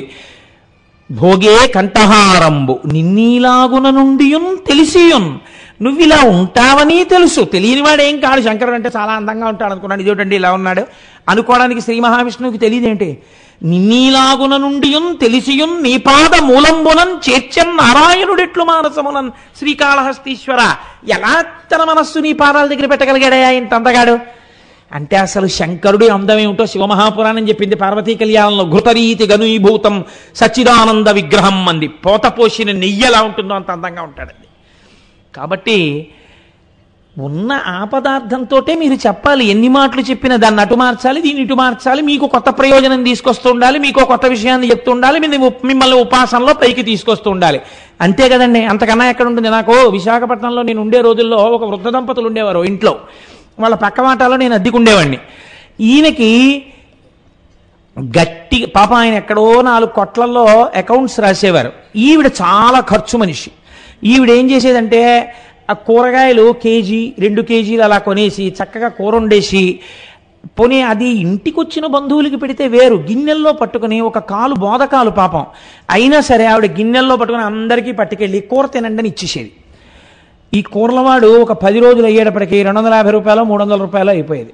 ఈయన పాపం 4 కొట్లల్లో పనిచేసి తెచ్చిన డబ్బులు కాబట్టి ఆ కూరలవాడు ఏంటమ్మా రేపు ఇస్తానన్నారు, 6 రోజులు అయింది, మళ్ళీ కూరలు ఇమ్మంటారు అంటే ఆ దంపతులు ఇద్దరికీ రాత్రే ఒక అవగాహన ఉండేది. ఈయన బయటికి వచ్చి ఆ జంజం ఇలా ఇలా తిప్పుకుంటూ, నీకు ఎన్ని మాటలు చెప్పాను ముసల్దానా, నీకెందుకే అంత కూరలో ఇద్దరు ఉన్నామని, నీ ఇష్టం వచ్చినట్టు కొన్నావు రా, నీ సంగతి చెప్తానని పంచ పైకి పెట్టుకుని దగ్గరికి వెళ్ళి చెయ్యట్టుకునేవాడు. ఆ కూరలవాడు పొద్దున్న ఈయన కొడతాడు ఏమిటో, ఈవిడిని పెద్దావిడ అని, అయ్యా పోన్లేండి కానీ రేపు తీసుకుంటాను, ఆవిడ తప్పే ఉందండి, ఏదో ఒక పాపం వండి పంచిపెట్టింది సంపాదించేది మీరు వాళ్ళు చూసావా, నీ వల్ల ఏమన్నాడు నన్ను అనేవాడు. అంటే పోన్లేండి బాబు మిమ్మల్ని కూడా ఏమన్నా, రేపు ఎప్పుడో ఏర్పాటు చేయండి నా డబ్బు అని వెళ్ళిపోయేవాడు. అది వాళ్ళిద్దరూ ముందు రోజు రాత్రి రేపు కూరగాయల వాడు వచ్చినప్పుడు ఇదే, వాడికి తెలియదు ఈ విషయం. తెల్లవారకట పాలవాడు వచ్చినప్పుడు ఇదే. వీటన్నింటికీ సాక్షివాడు పక్కవాటాలో ఉన్న నేను, అందుకని నాకు ఒక్కడికే తెలిసి ఈ విషయం. రోజు ఇదే హైడ్రామా. ఇద్దరూ మార్చి మార్చి మార్చి మార్చి ఇదే సన్నివేశాన్ని ప్రదర్శిస్తారు. ఆఖరికి పాపం ఇద్దరూ కలిసి చేసేదేమిటో తెలుసా అండి, ఎవరికి రూపాయి ఎగ్గొట్టరు. వాళ్ళకి డబ్బు టైంకి రాదు. 4 కొట్లల్లో ఆయన అకౌంట్స్ రాస్తారు. ఆ డబ్బు వచ్చినప్పుడు ఆవిడ చేతికే ఇచ్చి, కట్టేవే పోన్లేవే, నలుగురికి వండి కూర పెట్టుకుంటున్నావు అలాగే పెట్టుకో అనేవారు ఆయన. నాకు చాలా ఆశ్చర్యంగా ఉండేది. కాబట్టి ఉన్న ఒక్క బ్రహ్మమే ఏం చెయ్యాలి మీకు నేర్పాలంటే ఆ బ్రహ్మమే 4 పాత్రలు వేయాలి కదండి. ఆయనే కథానాయకుడు, ఆయనే మాటలు, ఆయనే దర్శకత్వం, ఆయనే స్టంట్లు, ఆయనే స్క్రీన్ ప్లే, ఆయనే సంగీతం, ఆయనే నిర్మాత. నష్టం వస్తే భరించేవాడు ఆయనే, లాభం వస్తే ఆయనకి సంబంధం లేదు, డిస్ట్రిబ్యూటర్లు పుచ్చుకున్నారు. అటువంటి సినిమా ఎలా ఉంటుందో అంతే పరబ్రహ్మ విషయంలో కూడా. పాపం ఆయన ఏం చేస్తాడు, ఆయనే రకరకాల ఏకస్త్వమేవ బహుధా భవభాసిలోకే నిశంకధీర్వృషభకేతన మల్లినాథ శ్రీభ్రామరి ప్రియ సుఖాశ్రయ లోకనాథ అని ఎలా పాడతారు సుప్రభాతం. మీకు ఈ అండర్లయింగ్ కాన్సెప్ట్ లేకపోతే, ఈ సిద్ధాంతం మీ దగ్గర లేకపోతే, కాబట్టి ఉన్నది ఒక్క బ్రహ్మమని మీరు ఎప్పుడు మాట్లాడుతుండాలంతే. దానివల్ల మీరు ప్రయోజనాన్ని పొందుతున్నారని ఆలోచించాలి. లేకపోతే పురాణ కథలు హాస్యాస్పదం అయిపోయి కనబడతాయి. అలా నిజంగా దెబ్బలాడుకుంటారా అండి? శివుడికి నల్ల రంగంటే పెళ్ళం మీద అంత కోపం అండి, ఏమిటండి శంకరుడికే ఉంది ఇంకా నాకుంటే ఏమిటండి అనో వెర్రి సిద్ధాంతం ఒకటి బయలుదేరుతుంది ప్రపంచంలో. అలా మీరు ఎప్పుడు భావన చేయకూడదు వారు ఎందు. కాబట్టి ఏమైంది అంటే వాళ్ళిద్దరి యొక్క తత్వము ఎన్నడూ ఒక్కటే తప్ప ఇప్పుడు ఆవిడ ఎవరి గురించి చెయ్యాలి? ఆయన గురించే చెయ్యాలి. కాబట్టి శైవలింగార్చనంబు త్రిసంధ్యలందు ఆవిడ చేస్తోంది. ఇప్పుడు ఆయనకి కావలసినటువంటి రంగుని ఆవిడికి ఇచ్చే ప్రయత్నం చెయ్యాలి కదండి. ఇప్పుడు ఇలా జరుగుతుంటే ఇంకో చిత్రమైన సన్నివేశం ఒకటి జరిగింది. లోకానికి భక్తులకి ఎన్ని విషయాలు నేర్పాలి? ఇద్దరూ కలిసి ఏమీ తెలియనట్టుండాలి, నేర్పాలి. అక్కడికి ఒక పెద్ద పులి ఒకటి వచ్చింది. ఆ పెద్ద పులి వచ్చినప్పుడు దాని ఉద్దేశ్యం ఏమిటి? అమ్మవారిని ఒక ఆహారంగా తినేద్దామని వచ్చింది. అది ఆవిడ సాకారముగా అక్కడ ఒక స్త్రీ రూపంలో ఉంది కాబట్టి. ఏ రూపంలో ఉండనివ్వండి పరమాత్మ యొక్క శక్తి పరమాత్మ యొక్క శక్తియే. లేకపోతే అమ్మా మన్ను తినంగనే శిశువునో యాకొంటినో వెర్రినో నమ్మంజూడకు వీరి మాటలు మదిన్న నీవు కొట్టంగ దారి మార్గమ్ము ఘటించి చెప్పెదరు కాదేనిన్మదీయస్య గంధమ్మ ఘ్రాణము చేసిన వచనములు తప్పైన దండింపవే. అంటే నోరు తెరిస్తే ఆలలితంగి కనుంగుని బాలుని ముఖమందు జలధి పర్వత వనసికి తరల శశి దిక్పాలాధికారండంబైన బ్రహ్మాండంబునన్. చిన్ని కృష్ణుడి నోట్లో ఇన్నెలా కనపడతాయి? ఇవి రీజనింగ్కి దొరుకుతాయి అనుకుంటున్నారా మీరు? బ్రహ్మము ఏ రూపంలో ఉన్నా బ్రహ్మము బ్రహ్మముగానే ఉంటుంది అంతే. దాని ఎందు అవికారై, దాని ఎందేం మార్పు ఉండదు. అది చెప్పగలదు, చూపించగలదు. నమో నీధిష్టాయ ప్రియతపదవిష్టాయ చ నమో నమక్షోదిష్టాయ స్వరహరమహిష్టాయ చ నమో నమో వర్షిష్టాయ త్రినయన అభిష్టాయ చ నమో నమః సర్వస్మైతే తదిగమితే శర్వాయ నమః అన్నాడు పుష్పదంతుడు మహిమ్నా స్తోత్రంలో. దూరంగా ఉన్నా నువ్వే, దగ్గరగా ఉన్నా నువ్వే, నిత్యయవ్వనుడిగా ఉన్నా నువ్వే, వృద్ధుడిగా కనపడినా నువ్వే, పూర్వజాయిన నువ్వే, ఇప్పటికీ నల్లటి జుత్తుతో ధునోతుద్ధాంతం నస్తులిత దళితేందీ వరవనం అన్నట్టుగా ఉన్నా నువ్వే. కాబట్టమ్మా మీ యందు అన్నీ ఒకరి యందు పొసగుతాయి. ఎందుకు పొసగుతాయి? మీకు కాలము ఆభరణమైనది తప్ప మీరు కాలమునకు లొంగువారు కారు. అటువంటి స్వరూపము పరమాత్మది. కనుక ఇప్పుడు అమ్మవారు తపస్సు చేస్తున్నా ముందు పులి చూసినప్పుడు ఒక స్త్రీ అనుకుని ఉండొచ్చు. కానీ తెలిసి చూసినా తెలియక చూసినా అమ్మవారి వంక ఆ పులి చేసిన పని ఏమి అలా చూసిందిట. చూసేటప్పటికీ దాని సమస్తమైనటువంటి వ్యాఘ్ర సంబంధమైనటువంటి ప్రకృతులు ఆనవ కార్మిక మాయిక మలము ఆ శరీరమునందు ఉన్నదంతా కూడా హరించుకుపోయింది. అంటే ఈ శరీరము ఏర్పడడానికి ఏ పంచభూతములతో ఏర్పడిందో ఆ పంచభూతములు వాటి యొక్క మలము పోయింది, మాయ పోయింది. అమ్మవారే కదండి, తెర ఎత్తిన ఆవిడే, తెర వేసిన ఆవిడే. కాబట్టి ఆవిడ వంక అదే దృష్టితో చూస్తే ఆ మాయ తొలగినది. కార్మిక చేసుకున్న కర్మల యొక్క ఫలితంగా ఇంత ఉగ్రమైనటువంటి దుష్ట స్వభావం కలిగి సాధారణంగా ఆవుల్ని చంపేటటువంటి లక్షణం ఉన్నటువంటి దుష్టమైన జంతువు అనబడేటటువంటి ఉపాధి అందున్నటువంటి ఆ జీవుడు సంస్కరింపబడి సాత్విక ప్రకృతిని పొందినాడు. ఇది దేని వలన లభించినది? ఆవిడ తపస్సు చేస్తున్నట్టుంది, ఆవిడే ఓ కోరికతో ఉన్నట్టుంది. కానీ తిందామన్న కోరికతో వచ్చి నిలబడిన వస్తువుకి కూడా 3 రకములైన మలములు ఎగిరిపోయాయి ఆవిడ్ని చూస్తే. అందుకే వ్యాసుడు అంటాడు, నువ్వేం చెయ్యాలి ఉపాసన? నకధీదితి సంచన్నన మజ్జన తమోగుణ. అమ్మవారి పాదమునకు ఉన్నటువంటి బొటనవేలి గోటి నుంచి వస్తున్న కాంతిని చూడరా, నీ పాపాలు ఎగిరిపోయాయి అన్నాడంతే. శూరులు తొల్లియే విభిని శోభిత పాదనక ప్రభావళించేరి భవాంధకారముల చేరక వందురు అట్టిదేవునిన్ వైరముతోడనైనను పంపి శుభంబు చేసే నిష్కారణమైన ప్రేమ ఇది కంసుని పోలు సఖుండు కల్గునే అన్నాడు అక్రూరుడు భాగవతంలో. చాలు చాలు నన్ను పంపించాడు మహానుభావుడు. శూరులు తొల్లియే విభిని శోభిత పాదనక ప్రభావళించేరి భవాంధకారముల చందక వందురు అట్టి దేవుని అన్నాడు. ఏ పరమేశ్వరుడి యొక్క కాలి గోటి కాంతిని దర్శనం చేసినంత మాత్రము చేత మళ్ళీ సంసారం అనేటటువంటి రొంపిలో పడవలసినటువంటి అవసరము లేనటువంటి స్వరూపం ఉన్నవాడో అటువంటి వాణ్ణి దర్శించడానికి ప్రయత్నపూర్వకంగా నన్ను కంసుడు పంపాడు. ఇంత పుణ్యం నాకు ఇస్తున్నాడు కృష్ణ దర్శనం, కంసుడు లాంటి స్నేహితుడు ఎక్కడుంటాడయా అన్నాడు. కాబట్టి దర్శనము దర్శనమే. మీరు తెలిసి చెయ్యండి, తెలియక చెయ్యండి, దాని ఫలితం అది ఇచ్చేస్తుంది. అగ్నిహోత్రం అని తెలియక ముట్టుకున్నానండి అంటే కాలుస్తుంది, అది దాని ధర్మం. ఈశ్వర దర్శనం ఎలా చేసినా, అది ఏ దృష్టితో చూసినా, తేరిపారి అమ్మవారి వంక అలా చూసినంత మాత్రం చేత ఆవిడ దానిలో ఉన్న 3 రకములైన మలములను తీసివేసింది. ఇప్పుడు ఉపాధి పులి, చూపునందు అమ్మవారి దర్శనం అవుతోంది, ఏదో తెలియనటువంటి ఆనందాన్ని పొందుతుంటుంది. మీరు చూడండి, ఇది లోకమునందు చాలా సహజం అండి.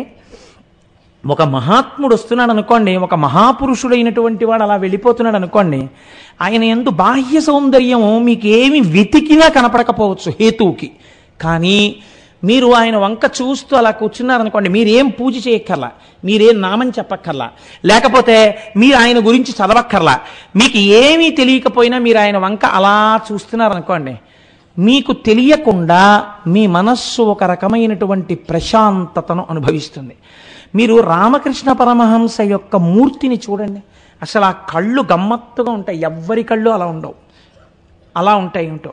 ఆయన వంక మీరు ఏమీ చేయక్కర్లేదు, అలా తేరిపారి చూస్తూ కూర్చోండి. రామకృష్ణ పరమహంస ఫోటో మీ దగ్గర మీకు తెలియకుండానే భావముల యొక్క అలజడి తగ్గి ప్రశాంతతని పొందుతారు. చంద్రశేఖర పరమాచార్య స్వామి వారు ఇలా నడుచుకుంటూ వెళ్ళిపోతున్నారు అనుకోండి, మీరు మామూలుగా ఇలా నిలబడగలరా? మీరు పరమాచార్య స్వామి అంటే ఏమిటో మీకు తెలియదు. ఆయన చేతిలో కర్ర పట్టుకుని ఉరప్పంజరం అంతా పైకొచ్చేసి ఇంతంత విభూతి పిండికట్లు పొట్టేసుకుని ఇంత పెద్ద కుంకంబొట్టు పెట్టుకుని ఒడిలిపోయినటువంటి శరీరంతో ఎడంచేతిలో ఓ కమండలం పట్టుకుని ఆ సత్యదండాన్ని ఇలా పట్టుకుని ఆయన కాషాయ వస్త్రం కట్టుకుని, అది ఇవాళ పొద్దున్న స్నానం చేసిన తర్వాత తడిపి ఆరేసినటువంటి కాషాయ వస్త్రం, అదేమీ పెద్ద పట్టుబట్ట కాదు, లేకపోతే చూడ్డానికి చాలా అందంగా వైభవోపేతంగా ఏం ఉండదు, అది సామాన్యమైన నూలు బట్ట. అటువంటి కాషాయ బట్ట కట్టుకుని ఆయన నడిచి వెళ్ళిపోతున్నారు. వెళ్ళిపోతుంటే ఆయన వంక మీరు ఇలా చూడగానే అబ్బా అని మీ ప్రయత్నం లేకుండా ఇలా అంటారు. ఇదే విరాట పర్వంలో తిక్కన గారు అంటారు, ముకుళనంబును జృంభణంబును నర్చి భానుబింబంబు పూర్వాద్రిపై వెలింగే అన్నారు ఆయన. సూర్యబింబానికి ఉందా శక్తి, తెలియకుండానే హృదయం ఇలా విచ్చుకుంటుంది. సూర్యోదయం అయితే చేతులు ఇలా ముడుచుకుంటాయి. ఎందుకని ఆరోగ్యం భాస్కరాదిచ్చేత్, ఈ కంటి చేత చూడబడేటటువంటి పరమాత్మ. కాబట్టి ఆయన్ని చూడగానే సూర్యుడిని ఇలా నమస్కరిస్తాం. అలా చంద్రశేఖర పరమాచార్య స్వామిని చూడగానే మీకు తెలియకుండా ఇలా అంటారు, బా ఏమి మహాత్ముడురా, ఎంత గొప్పగా ఉన్నాడండి అంటాం. నేను మీ దగ్గరికి వచ్చి ఏంటండి ఆయన గొప్పతనం, ఎందుకు ఆయనకి నమస్కారం, ఆయన రేమాన్స్ సూట్ వేసుకున్నారా, లోటో షూస్ వేసుకున్నారా, లేకపోతే టై కట్టుకున్నారా, మంచి ఫేస్ పౌడర్ రాసుకున్నారా, టాయిలెట్ సామాగ్రి వాడారా, ఏం అందంగా ఉన్నారండి అన్నారనుకోండి, ఏ అందంగా ఉన్నారని ఇవాళ భారతదేశంలోనూ ప్రపంచమంతటా ప్రతి ఇంట్లో పరమాచార్య స్వామి ఫోటోలు పెట్టుకుని మీరు నమస్కారం చేస్తున్నారు. ఏ అడ్వర్టైజ్మెంట్లలో వచ్చిన వాళ్ళందరి ఫోటోలు తెచ్చి మీ గోడల మీద పెట్టుకోరే? ప్రతి ఇంటా పరమాచార్య స్వామి వారి ఫోటో, శంకరాచార్య స్వామి వారి ఫోటో. ఏముంది, శంకరాచార్యులు వారు ఈ శిరస్సు అంతా ముండనం చేసుకుని ఓ కాషాయ వస్త్రం కట్టుకుని ఇలా సత్యదండం పట్టు కూర్చుంటారు. ఏ వందం ఉందని పెట్టుకుంటున్నారు మీరు శంకరాచార్యుల వారి ఫోటోని? ఏ వందం ఉందని పెట్టుకుంటున్నారు మీరు చంద్రశేఖర పరమాచార్య స్వామి ఫోటోని? చంద్రశేఖర పరమాచార్య స్వామి వారిని చూసినప్పుడు ఇంత ఆనందం అనుభవించినది యథార్థమని మీరే చెప్తున్నప్పుడు, అమ్మవారినే చూసినటువంటి ఒక క్రూర జంతువునందు కూడా అంత మార్పు వచ్చిందని చెప్తే అది నమ్మలేమని మీరు ఎలా కొట్టిపారాయగలరో నాకు చెప్పండి. అంత అమాయకంగా వ్యాసుడు రాశాడని మీరు అనుకుంటున్నారా? కాదు, దర్శనము దర్శనమే. ఆ తల్లి దర్శనము, ఆవిడ కేవలము కారుణ్యమూర్తి. తెలిసి వచ్చిందో తెలియకొచ్చిందో, తిందామని వచ్చిందో ఎందుకు వచ్చిందో అంతే. దృశాద్రాఘీయస్యాదరదలిత నీలోత్పల రుచ దవీయంసం దీనం స్నపయ కృపయా మమపి శివే అంటారు శంకరాచార్యుల వారు. దృష్టి చేత పోషించేసింది మీనాక్షి తల్లి. అంతే, దాని యందు 3 రకములైనటువంటి మలములు పోయి అది వెంటనే ఎంత భక్తిని పొందినది. ఇప్పుడు అది భక్తి పొందినది అనడానికి అది విభూతి పిండికట్లు ఎట్టుకుందండి, అది బొట్టెట్టుకుందండి, అది అమ్మవారి పాదాల దగ్గరికి వచ్చి పడుకుందండి. ఆల్ రైట్, పడుకున్నా మీరేం దోషం పట్టక్కర్లేదు. కానీ అది ఏం చేసిందో చెప్తున్నారు. అదిట అదే పనిగా అమ్మవారు తపస్సు చేసుకుంటున్న ప్రదేశము చుట్టూ పరిగెడుతూ అమ్మవారి తపస్సుని భంగం చెయ్యడానికి ఏ ప్రాణి లోపలికి రాకుండా కాపాడుతోందిట. ఎందుకు వచ్చింది, ఏం చేస్తోంది? ఈ మార్పుని ఎందు రావాలంటే ముందెవరి అనుగ్రహం ఉండాలో చెప్తున్నారు. ఆ తల్లి అనుగ్రహం ఉందా? అందుకే పరమాచార్య స్వామి ఎప్పుడు చెప్పేవారు, కామాక్షి చరణ ప్రభావము. అమ్మని స్తోత్రం చెయ్యండి, అమ్మ గురించి ఒక్క మాట చెప్పండి, అమ్మా అనండి, అమ్మ పాదాల మీద కొంచెం కుంకం వెయ్యండి, మీ జీవితాలు మారుతాయని చెప్పేవారు మహానుభావుడు. కాబట్టి ఇప్పుడు అది దుష్టసత్తంబులకు కాని దుర్మతులకు గాని ఎర్రెత్తి చూచుటకేని వలనుగాక యుండెను జగదీశు కాంత ఎదుట కడగి శార్దూల రాజంబు కాపుగొనుచు. జగదీశ్వరుడికి ఇల్లాల్ని దుష్టులైనటువంటి వాళ్ళు, దుష్టసత్వం ఉన్నటువంటి వాళ్ళు వచ్చి ఏమైనా చేస్తారేమో అని కాపు కాస్తూ చుట్టూ తిరుగుతోందిట. జగదీశ్వరునకు చన్నిచ్చు తల్లిగా ఏమి నోమునో చెయ్యి యశోద అంటారు పోతన గారు భాగవతంలో. అలా జగత్తుకు ఈశ్వరుడైన వాడి ఇల్లాలవిడ శక్తి స్వరూపిణి, ఆవిడికి ఈవిడ ఈ పులి కాపు కాస్తోంది. ఏమి భాగ్యం అందింది చూడండి. ఏ పూజ చేసి అలా చూసి, ఈశ్వరుడు 2 నేత్రములు నీకిచ్చాడు, నేను ఎప్పుడైనా చూశానా అంత ఆర్తితో, అమ్మా నువ్వు రక్షకురాలివమ్మా, నా వంకలా చూడమ్మా అని శంకరాచార్యులు వారు నాకలా సంస్కృత శ్లోకం చెప్పడం రాదని మహానుభావుడు నేను అన్న మాట నేను చెప్పవలసిన అవసరం లేకుండా, ఆయనకు అవసరం లేకపోయినా మాం అపి నన్ను కూడా అంటూ శ్లోకరచన చేశారే జగద్గురువులై ఔదార్యంతో. ఎవడు చదివితే వాడికి ఆ శ్లోకం అనుగ్రహించేటట్టుగాను. చూడడం కూడా చేత కాకపోతే అమ్మవారి దగ్గరికి వెళ్ళి కనీసం నువ్వు పూజ చెయ్యక్కర్లా, ఆవిడ అమ్మవారన్న భావనతో నువ్వు కూర్చుని చూడడానికి కళ్ళిచ్చాడే. అందుకే అంటారు పోతన గారు భాగవతంలో, కంజాక్షణకు కాని కాయంబు కాయమే పవన గుంభిత చర్మ భస్త్రికాక వైకుంఠు పొగడని వక్త్రంబు వక్త్రమే ఢమఢమధ్వనితోడి ఢక్కగాగా కమలేషు చూడని కన్నులు కన్నులే తనుకుజ్జాల రంధ్రములు కాక, అవి గోడకి పెట్టిన కన్నాలు తప్ప అవి కళ్ళేమిటి? ఆ పాటి చూపు చూస్తే ఉద్ధరించేసింది అమ్మవారు. కాబట్టి ఇప్పుడు ఆ పులి ఎలా తిరుగుతుంటే అమ్మవారు తపస్సు చేస్తోందని చతుర్ముఖ బ్రహ్మగారికి తెలిసింది. ఆయన ఆశ్చర్యపోయాడు. అన్నన్నా ఆవిడే పరబ్రహ్మం కదా, ఆవిడ తపస్సు చేయడం ఏమిటి? ఆవిడికి కోరిక ఏమిటి? ఆవిడ తలుచుకుంటే కోరిక తీరదేమిటి?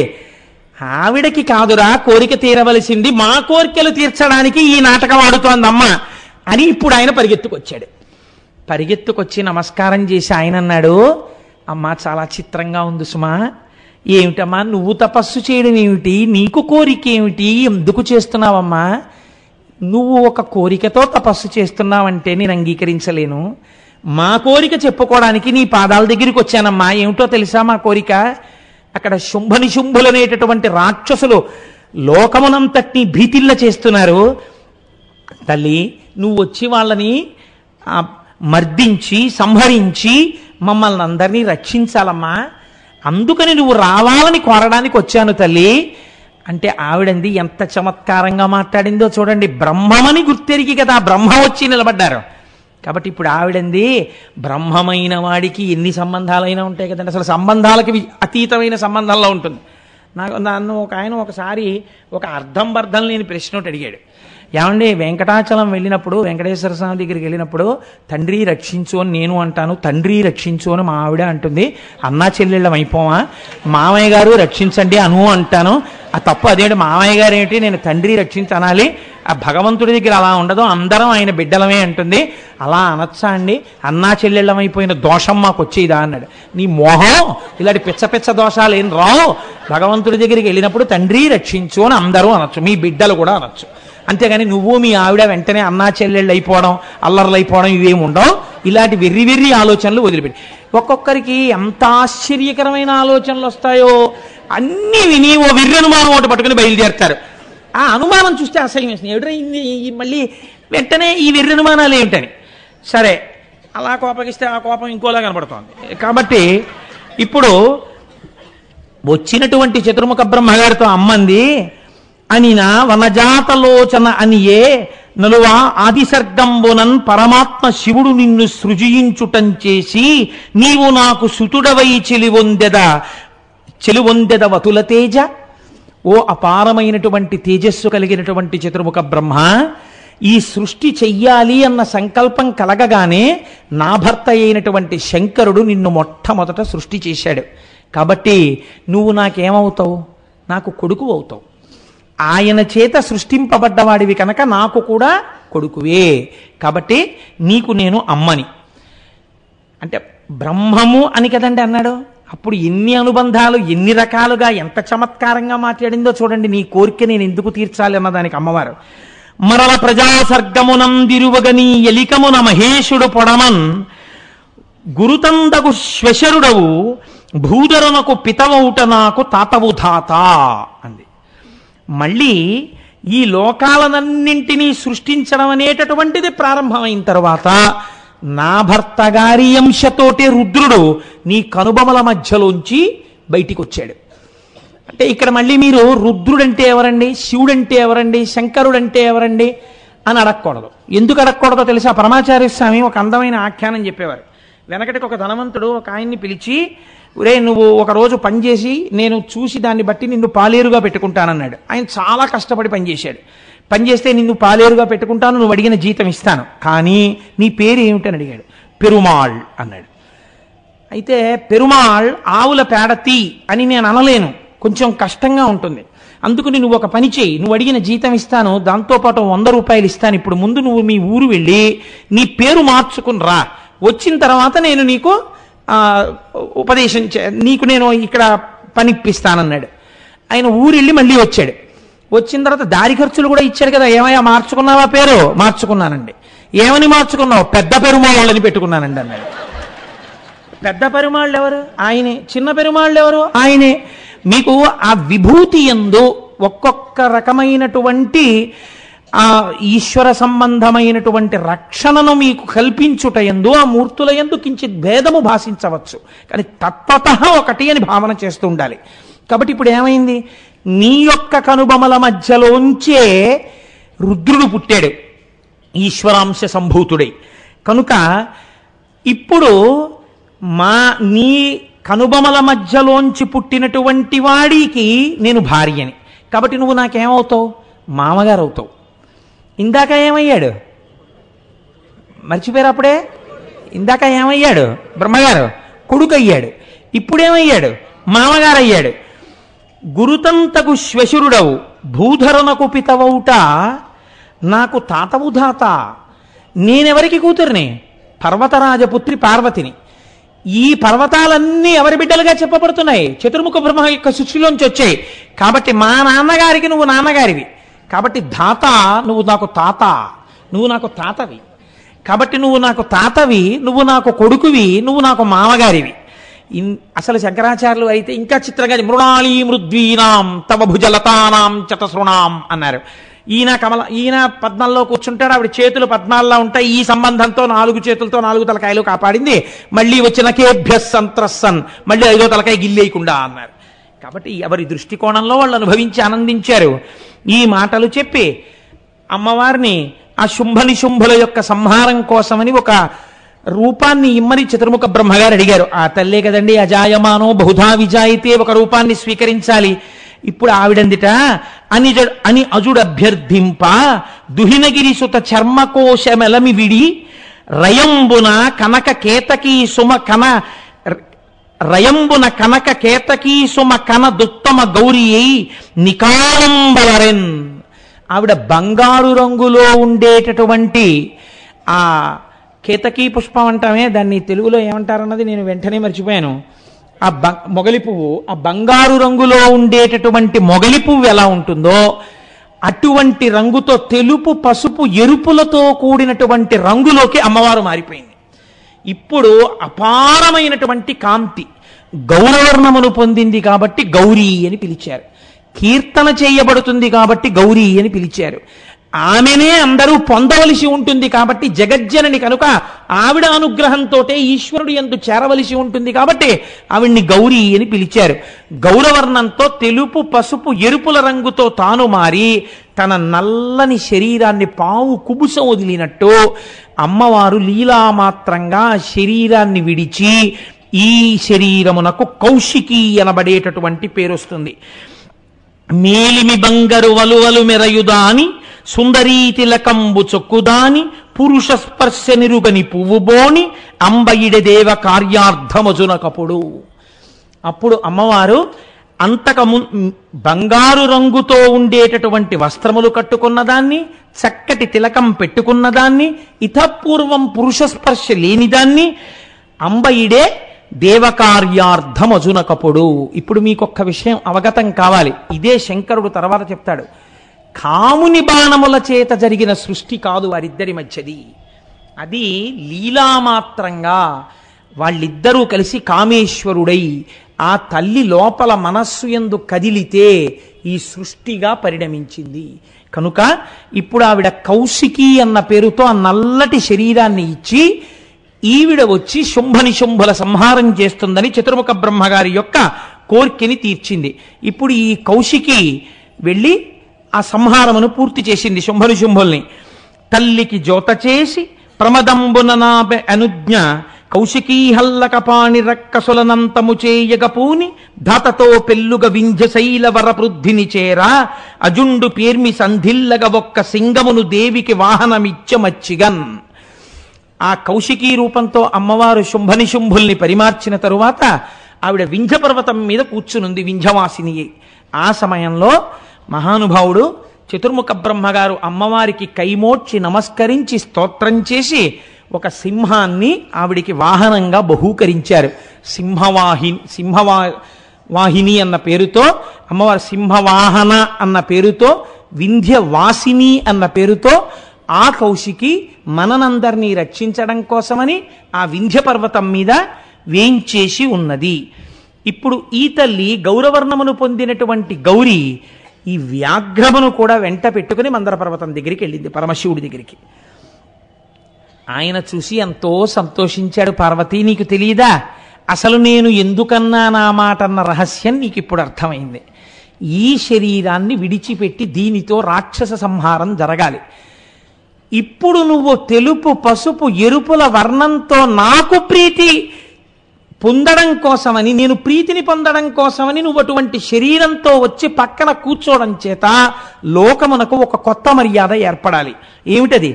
విద్యవనీ వబ్జముఖి వేద్యంబగు జ్ఞానమేను విశ్వంబందీ విద్యా విద్యాత్మలమై హృద్యగతిన్ వెలయుచుందో ఎడబాటులెటులో.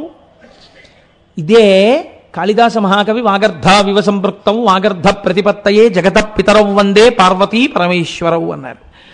నీవు వాక్యము, నీవు విద్య, నేను ఆ విద్య చేత ప్రతిపాదింపబడేటటువంటి జ్ఞానమును. విద్యా జ్ఞానము రెండు ఎలా విడివడి ఉండవో అలా నువ్వు నేను ఎప్పుడూ కలిసే ఉంటాం. మనమిద్దరం అలా విడిపోవడం అన్నది ఉందా? మనమిద్దరం అగ్నిసోమాత్మకంగా ఉంటాం. నువ్వు సోమాత్మకంగా ఉంటావు, నేను అగ్నిస్వరూపంగా ఉంటాను. నేను ఊర్ధ్వముఖమైనటువంటి ప్రయాణము నాది. అందుకే మీరు అగ్నిహోత్రాన్నో పుల్లకో దేనికో వెలిగిస్తే ఇలా పైకి లేస్తుంది. నువ్వు సోమరసాత్మకమై కిందకి వెడతావు. నేను ఈ సృష్టినంతటినీ లయకారకుడనై కేవలము బూదిగా మార్చి ఉంచినప్పుడు సోమరసాత్మకమైనటువంటి నీ అనుగ్రహ ప్రవేశము చేత మళ్ళీ తిరిగి పునఃసృష్టి జరుగుతోంది. కాబట్టి ఈ సమస్తము మన ఇరువరమై ఉన్నాము. మనము విడివడినది ఎప్పుడు పార్వతి? అసలు మనం విడివిడమన్నది లేనే లేదు. ఎందుకుగాని మనకు ఎడుబాటు లేదిప్పుడు. అట్టి మన వియోగమద్భుతంబు లోకరక్షణ కొరకు చేకొంటి మా కృతులు అస్మదీయ లీల అనుగే వృధగా అవుని వృధగా. అయ్యయ్యో పార్వతి, నా యొక్క హృదయం నీకు తెలియకుండా ఉంటుందా? ఎందుకుగాని మనకు ఎడబాటు లేదెప్పుడు. మనం ఎప్పుడూ అసలు ఒకరి నుంచి ఒకరు విడివిడి ఉండేవాళ్ళం కాదు. అట్టి మన వియోగమద్భుతంబు, అటువంటిది నువ్వు నా మీద కోప్పడి దూరంగా వెళ్ళినట్టుగా కనపడడం ఒక అద్భుతం. లోకరక్షణ కొరకు చేకొంటిమాకృతులు. లోకరక్షణం కోసమని మనం ఇద్దరం ఇలా ఆకృతులను స్వీకరించాం. ఆవిడంటే ఆయనే, అందుకని నువ్వు ఈ కొత్త ఆకృతిని స్వీకరించావు. ఇందులో ఒక కొత్త లోకరక్షణం ఉన్నది. అస్మదీయ లీల యగుని వృధగా, మనం చేసినటువంటి ఈ లీల వృధాగా పోతుందా? వృధాగా పోదు. ఇది రాబోవు కాలంలో లోకమునకు రక్షణ హేతు అవుతుంది ఒక రకంగా గౌరీ అన్నాడు. దేవతల కార్యమెదలో భావించియే కాళియంటి భామామణి నిన్న విధంబు నీ విరుంగని దై వెలసెనే అలుగనేల అందులకిటులు. నా మనస్సు నీకు తెలియకుండా ఉంటుందా? నువ్వు నిజంగా అలుగుతావా? నా మీద అలకుంటుందా? దేవతల కార్యం తీర్చడం కోసమని మనం ఇటువంటి పని చేశాం. ఇందులోనే ఒక అందమైనటువంటి లోకరక్షణ హేతు అయినటువంటి విషయము కూడా ప్రతిపాదింపబడి ఉన్నది పార్వతి అన్నారు. నేను చాలా సంతోషపడిపోయిన విషయం ఏమిటంటే, ఈ విషయం మీద ఇప్పుడు నేను ఏ గౌరీ ప్రాదుర్భావము గురించి మాట్లాడానో అదే విషయాన్ని గురించి ఇందులో లోకరక్షణ అన్న మాటకి ఎక్కడ ఉన్నది, ఇది ఎలా సమన్వయం అవుతోంది అని మాట్లాడుతూ మధ్యలో ఆగుతూ నాకు ఆ మాటలు కూడా ఇప్పటికీ మర్చిపోను. దాని వ్యాఖ్యానమునందు బ్రాకెట్లు పెట్టి మౌనము వహించి మహాగురువు కాసేపు నవ్వుతూ మౌనము వహించిరి అని బ్రాకెట్లు పెట్టారు. పరమాచార్య చెప్తూ ఆగి మళ్ళీ నవ్వి మళ్ళీ చెప్పి ఎంత లోపల అమ్మవారి అనుగ్రహాన్ని అనుభవించారో. ఆయన అన్నారు, ఇదేమిటో తెలుసా, ప్రత్యేకించి ఆంధ్రదేశమునందు తమిళ దేశమునందు ఒక అలవాటు ఉంది. మనం పెళ్లి చేస్తే ముందు ఆడపిల్ల ఏది చెయ్యాలి అంటే గౌరీ పూజ చెయ్యాలి. గౌరీ పూజ ఎందుకు చెయ్యాలి? గౌరీ పూజ చెయ్యడం వెనకాతల ఒక రహస్యం ఉంటుంది. అన్ని అమ్మవారి స్వరూపాలే. నేను ఒకరిని తక్కువ చెయ్యడం లేకపోతే ఒకటి ఎక్కువ చెయ్యడం నా ప్రయోజనం కాదు. నేను అలా మాట్లాడితే ఇంక నేను ఇలా చెప్పడానికి అనర్హుణ్ణి. నేను మొదటి నుంచి ఇదే ప్రతిపాదన చేస్తున్నాను. కైలాసే పార్వతీత్వం చ క్షీరోదేశి ఇందుకన్యకా స్వర్గే చ సర్గలక్ష్మిస్తం మర్చలక్ష్మిశ్చ భూతలే వైకుంఠే చ మహాలక్ష్మి దేవదేవి సరస్వతి గంగా చ తులసీత్వం చ సావిత్రి బ్రహ్మలోకగా కృష్ణ ప్రాణాధిదేవీత్వం గోలోకే రాధికా స్వయం ఆఖరికి గృహే గృహే గృహలక్ష్మి రాజ్యలక్ష్మి రాజగేహే అంతటా ఉన్నది ఆ అమ్మ స్వరూపమే. కానీ మీరు ఒక్కటి ఆలోచించండి, మహాఐశ్వర్యవంతుడై త్రిభువనముల యొక్క స్థితికర్తయై లోకపాలనము చేసేటటువంటి శ్రీ మహావిష్ణువుకి ఇల్లాలిగా ఉండడం కొంత తేలిక. చతుర్ముఖ బ్రహ్మయ్యై 4 ముఖములతో వేదములు చెప్తూ చక్కగా ఎప్పుడు ఋషుల చేత స్తోత్రములు అందుకుంటూ బ్రహ్మసభ అనబడేటటువంటి సభయందు కూర్చునేటటువంటి చతుర్ముఖ బ్రహ్మగారికి ఇల్లాలిగా ఉండడం కొంత తేలిక. ఎప్పుడూ లోకం కోసమే బతుకుతూ లోకాన్ని రక్షిస్తూ ఎప్పుడెప్పుడు ఆపదొచ్చినా కంటే జగముల దుఃఖము వింటే జలజనిత విషపు వేడిమి ప్రభువయ్యుంటకు ఆర్తుల ఆపద గెంటించుట దానఫలము దానం కీర్తి మృగాక్షి. మనం అమ్మా నాన్నలం విషం తాగేయద్దు అని హాలాహలం తాగడానికి కూడా సిద్ధపడిపోయేటటువంటి వాడు, ఏమీ అక్కర్లేదని ఓ ఏనుగుతోలు కట్టుకునేవాడు, ఓ పులితోలు ఉత్తరీయంగా వేసుకునేవాడు, పునుకల మాల మెళ్ళో వేసుకునేవాడు, చేతకాక వేసుకోలేదండి. బ్రహ్మమస్తకావలి నిబద్ధతే నమశివాయ అన్నారు శంకరాచార్యుల వారు. సృష్టి వెళ్ళిపోయినప్పుడల్లా పోన్లేరా లోకమంతా వెళ్ళిపోయింది, బొత్తిగా పాపం సృష్టి చేసిన బ్రహ్మగారు కూడా వెళ్ళిపోవడం ఏమిటండి, ఒక్కొక్క పుర్రె తీసి మెళ్ళో వేసుకున్నాడు. ఎన్ని పుర్రెలు అయ్యాయో అంటే ఎంతమంది బ్రహ్మలు అయ్యారో. స్వామి మాత్రం అలా సాక్షిగా ఉండిపోయాడు శంకరుడు. కాబట్టి ఇంతటి పావనమూర్తే లోకం కోసం ప్రవర్తించేటటువంటి స్వభావం ఉన్నవాడే. నాకు అన్నది ఆయనకి తెలియదు కదా. తల్లిదండ్రులు అన్నటువంటి వారు ఏది చేసినా పిల్లల కోసమే తప్ప వాళ్ళ కోసం అని ఉండదు. ఇటువంటి పెద్ద మనిషికి ఇల్లాలిగా ఉండడం చాలా కష్టం. ఎప్పుడూ ఆయన మనస్సుకి ప్రీతిగా ప్రవర్తించాలి. శంకరాచార్యులు వారు ఒక చోట అన్యాపదేశంగా దెప్పి పొడిచారని అనుకుంటాను నేను. ఎందుచేత శంకరుడికి వంట చేసి పెట్టడంలో కానీ కొంచెం ఆలస్యం అయిందనుకోండి, ఆయన ఏం బెంగెట్టుకోడు. గబాలం ఒక కపాలం పట్టుకుని పక్కింటికి వెళ్ళి భవతి భిక్షాందేహి అంటాడు. ఆది భిక్షు అదేమిటండి అంటే ఆవిడ వంట ఉండలేదని కదండి దాని అర్థం. కాబట్టి ఆవిడ తాంబూల చర్వణం చేస్తోందంటే ఏమిటి అర్థం?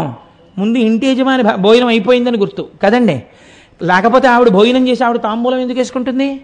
కాబట్టి ముందు ఆయన భోజనం చూసేసి కంటికి రెప్పలా చూసుకోవాలి, తన గురించి తానేం పట్టించుకోడు. ఇలా అనువర్తించి భర్త ప్రీతి కొరకు మహాపాతివ్రత్యంతో ఉండగలగడం చాలా కష్టమైన విషయం. అంతటి పాతివ్రత్యం, ఎంత పాతివ్రత్యాన్ని చూపించిందండి తల్లి. ఏ చెరుకు విల్లు చేతిలో పట్టుకుని బాణాలు వేస్తే కాముడు సాధించలేకపోయాడో ఆ చెరుకు విల్లు తాను పట్టుకుని ఇలా కూర్చునేవాడిని సంసారంలోకి తీసుకొచ్చి మన కోసమని సింహాసనం మీద కూర్చోబెట్టింది. ఏమి తల్లి, ఏమి అనురాగం! ఇటు బిడ్డలకి తండ్రిని కూర్చోబెట్టింది, అటు ఈ సృష్టిని అంతటినీ చేసి మళ్ళీ ఆవిడ అనుగ్రహంతో ఆయనలో కలుపుతోంది. ఏకకాలమునందు చేస్తోంది ఆ తల్లి. ఇంతటి పాతివ్రత్యం ఎంత కష్టం! కాబట్టమ్మా, నువ్వు శంకరుడు ఒక్కనాడు నిన్ను కాళీ అన్నందుకే మంచం మించి దూకేసి తపస్సు చేసి ఆ నల్ల రంగుతో ఉన్న శరీరం వదిలేసి, లోక కళ్యాణ కారణం ఏదైనా కానీ, నువ్వు తెలుపు పసుపు ఎరుపు రంగులతో కూడినటువంటి శరీరముతో స్వామి మనసు గెలుచుకుని పక్కన కూర్చున్నావే, నేను కూడా అమ్మా ఇప్పుడు ఒకరికి ఇల్లాలినవడం కోసమని పీటల మీదకి వెడుతున్నాను. నాకు కూడా సర్వకాలములయందు కష్టం వచ్చినా సుఖం వచ్చినా భార్య భర్తకు విశ్రాంతి స్థానము కనుక కాలు పెట్టినతోనే కాంతుని మెడవిర్చి నిండు సంసారం బురిండు చేసి తన మగడెంత ఆర్జనపరుడైన పొరుగు పుల్లమ్మ కాపురము మెచ్చి ప్రాణేశుడొకటి సల్పగతానొకటి సల్పి అది ఏమనంగా కస్సుమనుచు లేచి విభుడందులకు నేని విసిగి ఒక్కటి అన్న పెళ్ళున 10,000 గుప్పి పట్టజాలక పెనిమిటి ఇట్టెయన్న బావికిని ఏటికిని వడి పరువులెట్టెడి కాంతతోడి కాపురము కంటే వేరే నరకంబు కలదే. ఎక్కడదన్నది వదిలేయండి, ఇంత పవిత్రమైన వేదిక మీద నాకు అది చెప్పడం ఇష్టం లేదు. అలా ఉండకుండా ఉండడం కోసమని భర్తకి విశ్రాంతి స్థానము కనుక ఆమె యందు అటువంటి బలం రావాలని సన్నికళ్ళు తొక్కిస్తారు. ఇది ఎలా పడుందో అలా నువ్వు కూడా అన్నిటినీ గట్టి మనస్సుతో పెట్టుకోవాలి. అత్తవారింటిలోకి వెళ్ళగానే ఆడబడుచుల మీద, మరిదిగారి మీద, మామగారి మీద, అత్తగారి మీద వేరొక రకమైన మాటలను భర్తకి చెప్పి కష్టం కలిగించి ఇంటిని రెంటు చేయకు అని, అమ్మా నా భర్తని అనుగమించి నా భర్త శుశ్రూష చేసి నా భర్త పొంగిపోయేటట్టుగా ఆయన మనస్సు నేను గెలుచుకోవాలి, శాసించి కాదు. ఏది చేస్తున్నా అయ్యో దానికి తెలియకుండా చెయ్యడమా, నన్నంత అనుగమించే మనిషి కదా అని దానికి చెప్పి చేద్దామని చేసేటట్టుగా భర్త మనస్సు గెలుచుకోగలిగిన స్థితిని నాకు కల్పించమ్మా. నేను కూడా నా భర్త చేత అంతటి అనురాగమును పొందెదనుగాక అని మనం పెళ్లిపీటల మీద కూర్చునే ముందు పూజ చెయ్యడానికి మనకి ఇప్పుడు ఒక మంచి అవకాశం దొరికింది, ఈ గౌరీ పూజ చెయ్యడానికి. ఏ అమ్మా నీకంత కోరికుంటే సనాతన దంపతులే మీ ఇద్దరు, నువ్వు ఎలా ఐదోతనాన్ని కోరుకుంటావో, నువ్వెలా పసుపు కుంకం కోరుకుంటావో, నువ్వెలా సువాసిని అర్చన ప్రీత అనిపించుకుంటున్నావో, అలాగే నేను ఒకరింటికి వెళ్ళినప్పుడు కాళ్ళకి పసుపు రాయించుకోవాలి, నేను పెళ్లికెడితే ఆ కట్టబోయే మంగళసూత్రం నా మెళ్ళో పెట్టాలి, ఎవరింటికన్నా వెడితే నా లలాటమనందుకంత బొట్టు పెట్టించుకోవాలి అన్న కోరిక నాకుంటుంది. కాబట్టి వాటికి నేను దూరము కాకుండా చూడడం కూడా నీ బాధ్యతే కదమ్మా.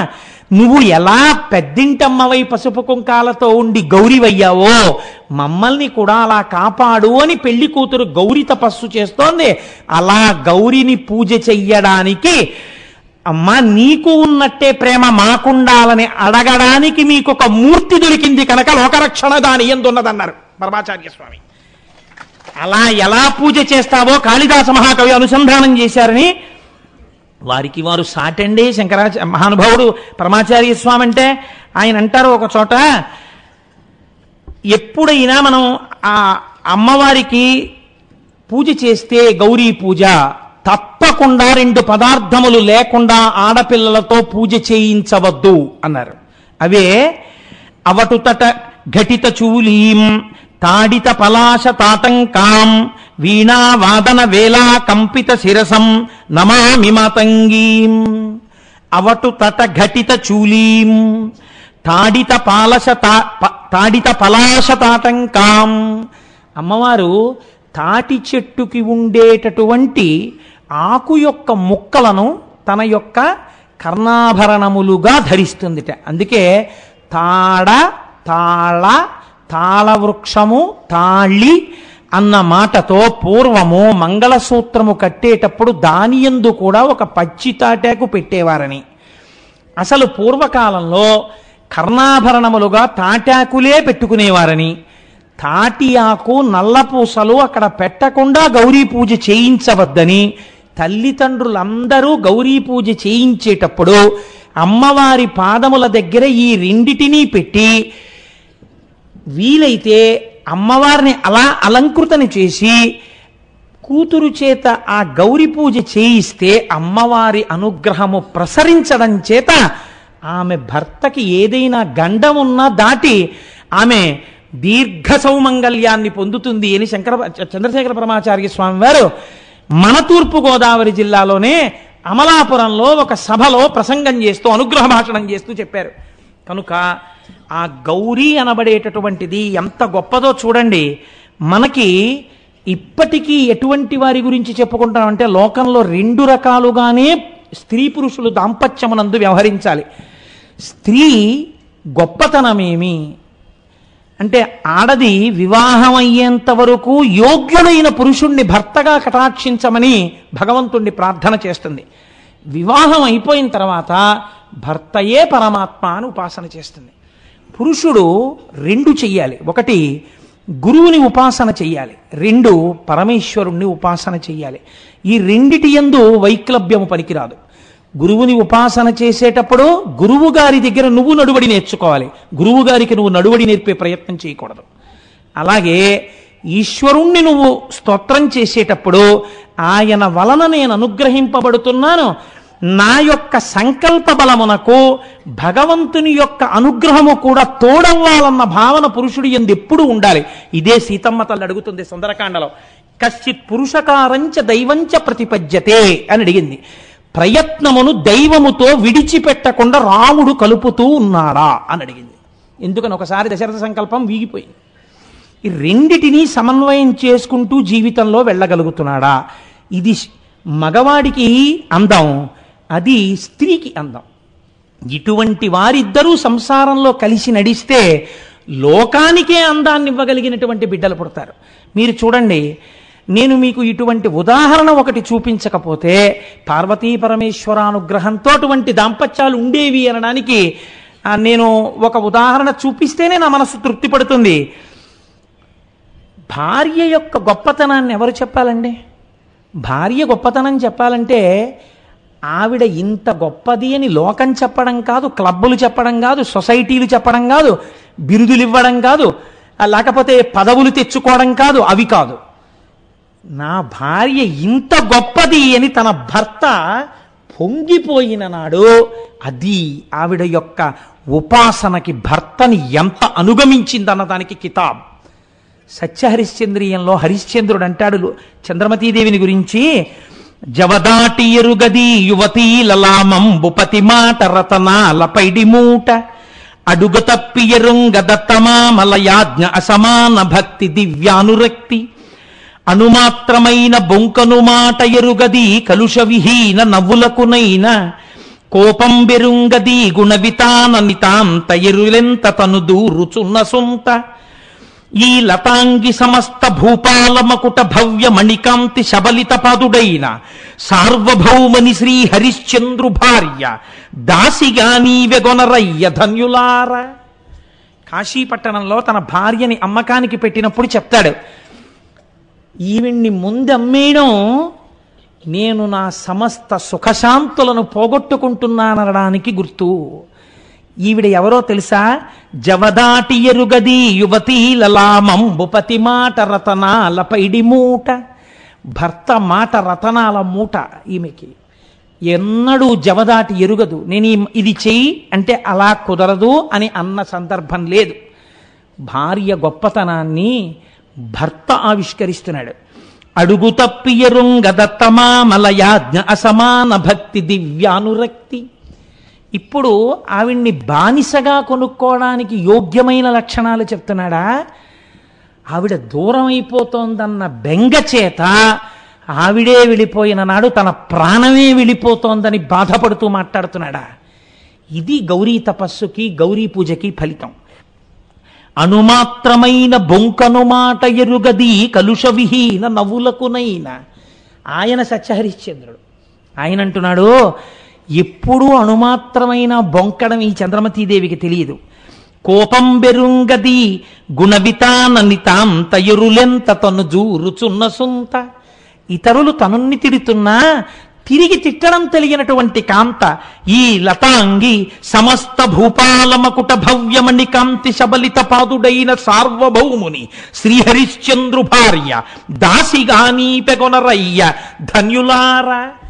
ఇటువంటి ఆవిడ చేత దాస్యమును చేయించుకున్నవాడెవడో, ఇంతటి మహాపతివ్రతని దాసిగా పొందినవాడు ధన్యుడు. ఎవరొచ్చి పుచ్చుకోవాలండి? ఈశ్వరుడు పుచ్చుకున్నాడు. ఎవరు అంతటి మహాపతివ్రతంతో దాష్టీకం చేయించుకోగలిగిన మొనగాడు? ఆవిడ ఎంత గొప్పదో, భారతదేశంలో అమ్మవారిని ఉపాసన చేసి భర్త అడుగుజాడలలో నడిచినటువంటి స్త్రీలు ఈ జాతికి ఎంత వన్నె తెచ్చారో చూడండి.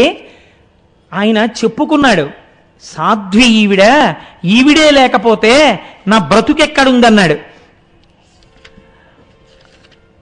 ఒక చోట ఆవిడ గురించి చెప్తూ, నీవే కదా నాకు ఇఖిలేప్సితంబులు అవగతంబులు నర్చు కల్పతరు. భార్య అంటే ఏమిటో చెప్పుకున్నాడు. నీవు నాకు సమస్త సుఖములను ఇచ్చినటువంటి కల్పతరువు. నీవు నాకు నిత్య సత్యయశంబు దరిజేర్చుచుండెడి ధైర్యలక్ష్మి. అందుకని విశ్రాంతి స్థానం అన్నారు. ఆయన ఏదో కంగారులో ఉండి బెంగతో ఉంటే ఆయన్ని సూటిపోటీ మాటలు అనమని కాదు. నాకు నిత్య సత్యయశంబు, నువ్వు నా కీర్తికి కారణం. దరిచేర్చుచుండెడి ధైర్యలక్ష్మి, నేనెప్పుడైనా మనస్సునందు కుపితుడనైతే బెంగ పెట్టుకుంటే నన్ను దరిచేర్చిన ధైర్యలక్ష్మివి. ఘోర దావానలము నుండి మమ్ము రక్షించిన మానవతివి. అరణ్యంలో అగ్నిహోత్రం వస్తే మమ్మల్ని రక్షించావు. మౌని రుణబాధ తొలగించి పరువు నిల్పిన ఎట్టి భవ్యమతివి. నిన్ను అమ్మేస్తే వచ్చిన డబ్బుతో నేను ఆ డబ్బు తిరిగి చెల్లిస్తే నన్ను రుణ విముక్తుణ్ణి చేసి నువ్వు దాసిగా వెళ్ళిపోతున్నటువంటి భవ్యమతివి. నీవే కదా నా నిధానంబు, నీవే కావే నా కుల విభూషణంబవు నలిన నయన. అమరునే నాకు వేయి జన్మలకునైనా నిన్ను వంటి సతీ మణి నెలతమిన్న. 1000 జన్మలకైనా మళ్ళీ నీలాంటి భార్య దొరుకుతుందా చంద్రమతి అన్నాడు. పతిని ఉపాసన చేసినటువంటి వాళ్ళు ప్రకృతిని శాసించారండి.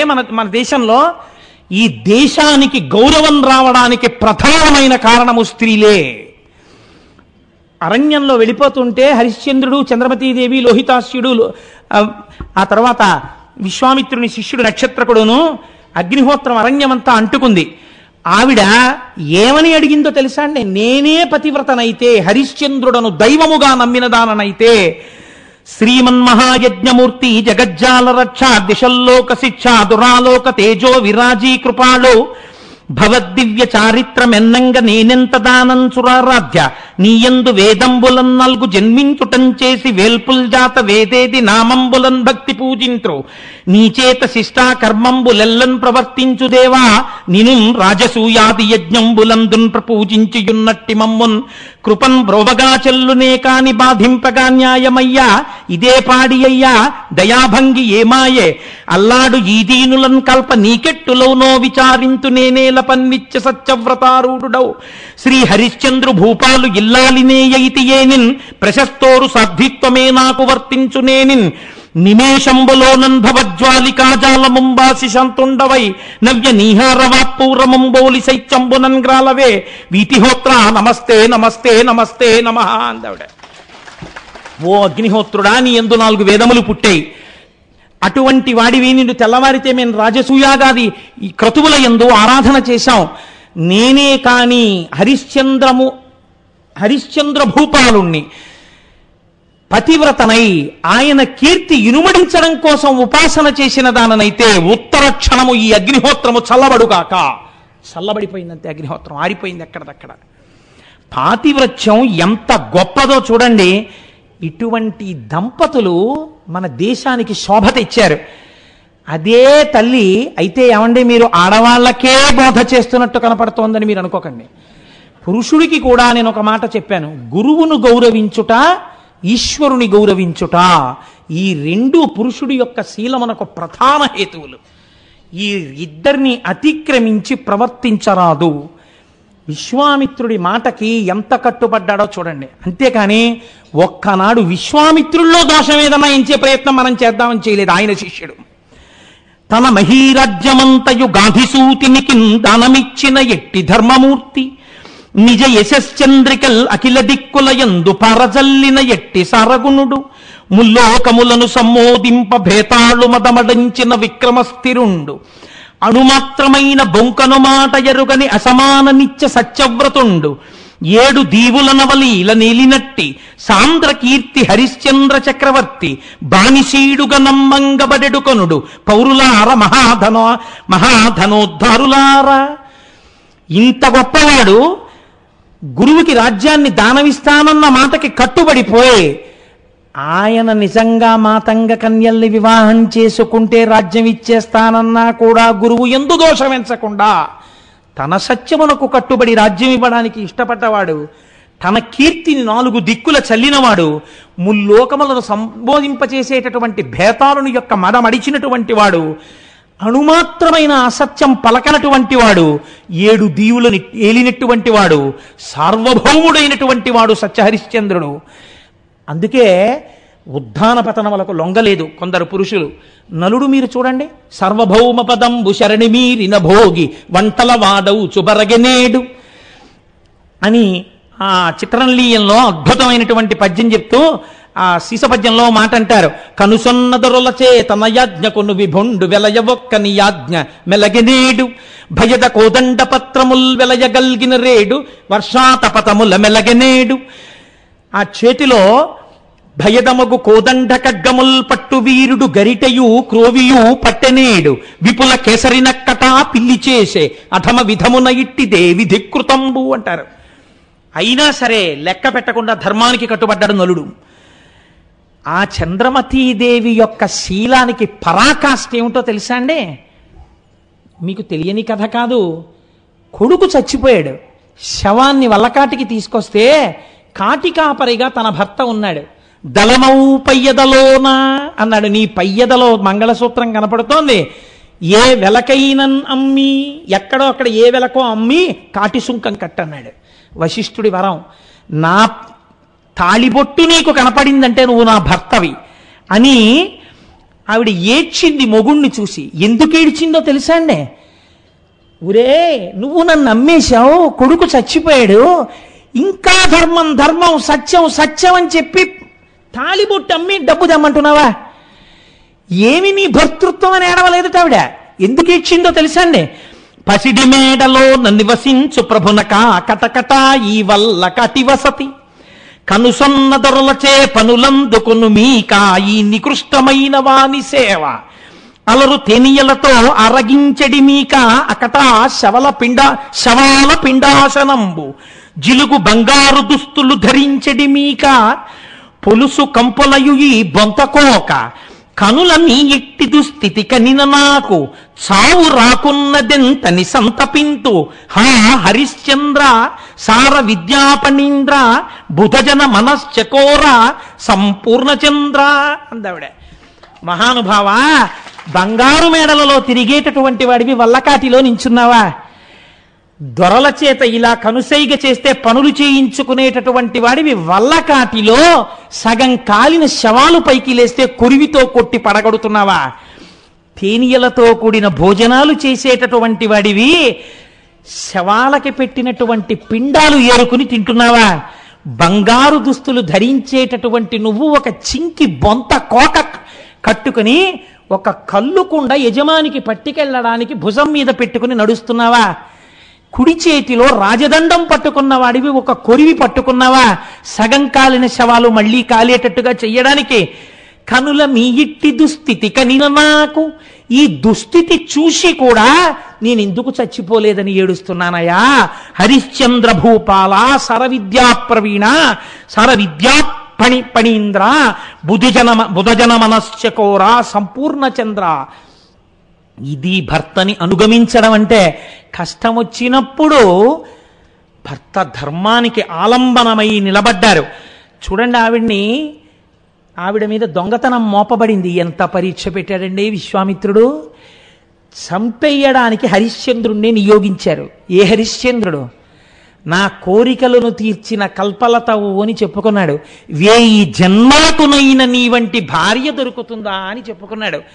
అలాంటి హరిశ్చంద్రుడు తన చేతి కత్తితో తానే చంపేస్తున్నాడు భార్యని.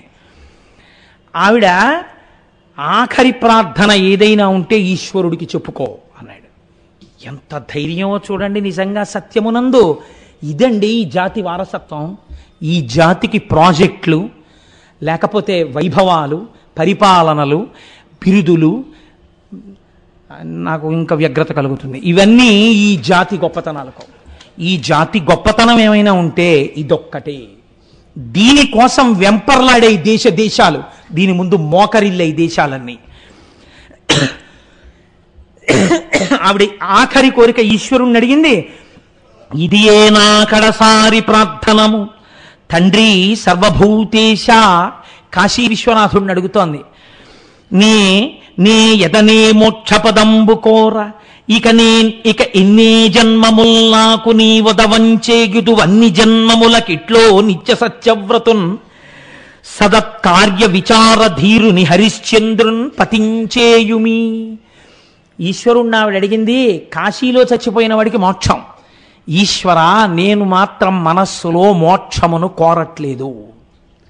మోక్షం కోసం అందరూ కాశీ పరిగెడితే నాకు మోక్షమిమ్మని విశ్వనాథ మిమ్మల్ని నేను అడగట్లేదు. నాకేం కావాలో తెలుసా? నాకు ఎన్ని వేల జన్మలైనా రాని, నాకు కావలసింది ఒక్కటే. ఏమిటో తెలుసా నాకు కావలసింది?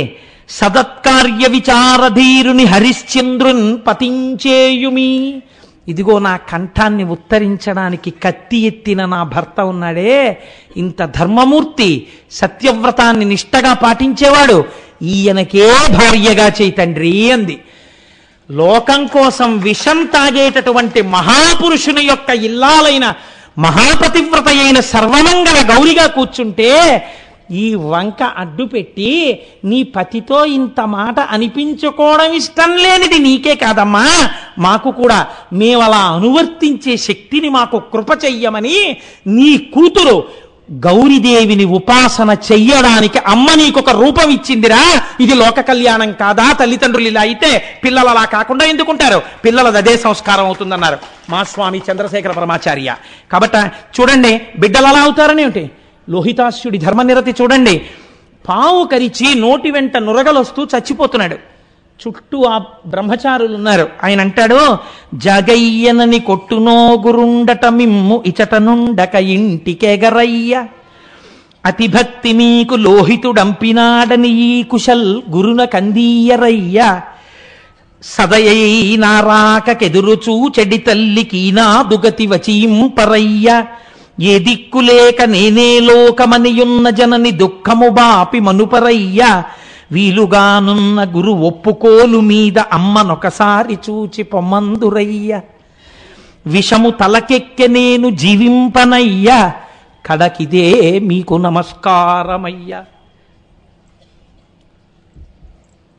మీరు ఆ పాత్ర చిత్రానికి మనస్సు కదిలిపోతుంది కదండి. నిజంగా ఏమి ధర్మనిరతండి, ఎంత గొప్పతనం అండి అది. నిజంగా ఓ పిల్లవాడు శరీరం పడిపోతుంటే ఆ బ్రహ్మచారుల్ని పిలిచి జాగయ్యనని కొట్టునో గురుండిట మిమ్ము ఇచట ఉండక ఇంటికెగరయ్య. మీరు ఇక్కడే ఉండిపోతే ఆలస్యం అయిపోయిందని గురువుగారు కొడతారేమో, వెళ్ళిపోండి. అతిభక్తి మీకు లోహితుడంపినాడని ఈ కుశల్ గురున కందీయరయ్య. భక్తితో గురువుకిచ్చాడని లోహితాస్యుడు ఈ దర్భలు గురువు గారికి ఇవ్వండి. సదయై నారాకెదురు చూచెడి తల్లికి నాదు గతి వచీంపరయ్య. పిల్లాడొస్తాడని ఎదురు చూసే మా అమ్మ చంద్రమతీదేవికి నా యొక్క గతిని ఒక్కసారి చెప్పండి. ఏ దిక్కులేక నేనే లోకమనియున్న జనని దుఃఖము బాపి మనుపరయ్య. నేనే దిక్కని మా అమ్మ నమ్ముకునుంది. మా అమ్మ దుఃఖాన్ని ఉపశమింప చెయ్యండి మీ మాటలతో. అమ్మని చూడాలనుంది, తాను వెళ్ళలేడు. ఈ మాట తెలిసి ప్రాణం పోయే లోపల అమ్మ రాలేదు. ఎందుకని? అమ్ముడు పోయింది దాసిగా. వాళ్ళు పంపితే తప్ప రాలేదు. కొడుకు పోతున్నాడని గబగబా వచ్చేస్తుందేమో, దాసి వెడతావా అని అమ్మ మీద చెయ్యి చేసుకుంటే తను భరించలేడు మానసికంగా కూడా. ఎంత మాతృభక్తి అండి!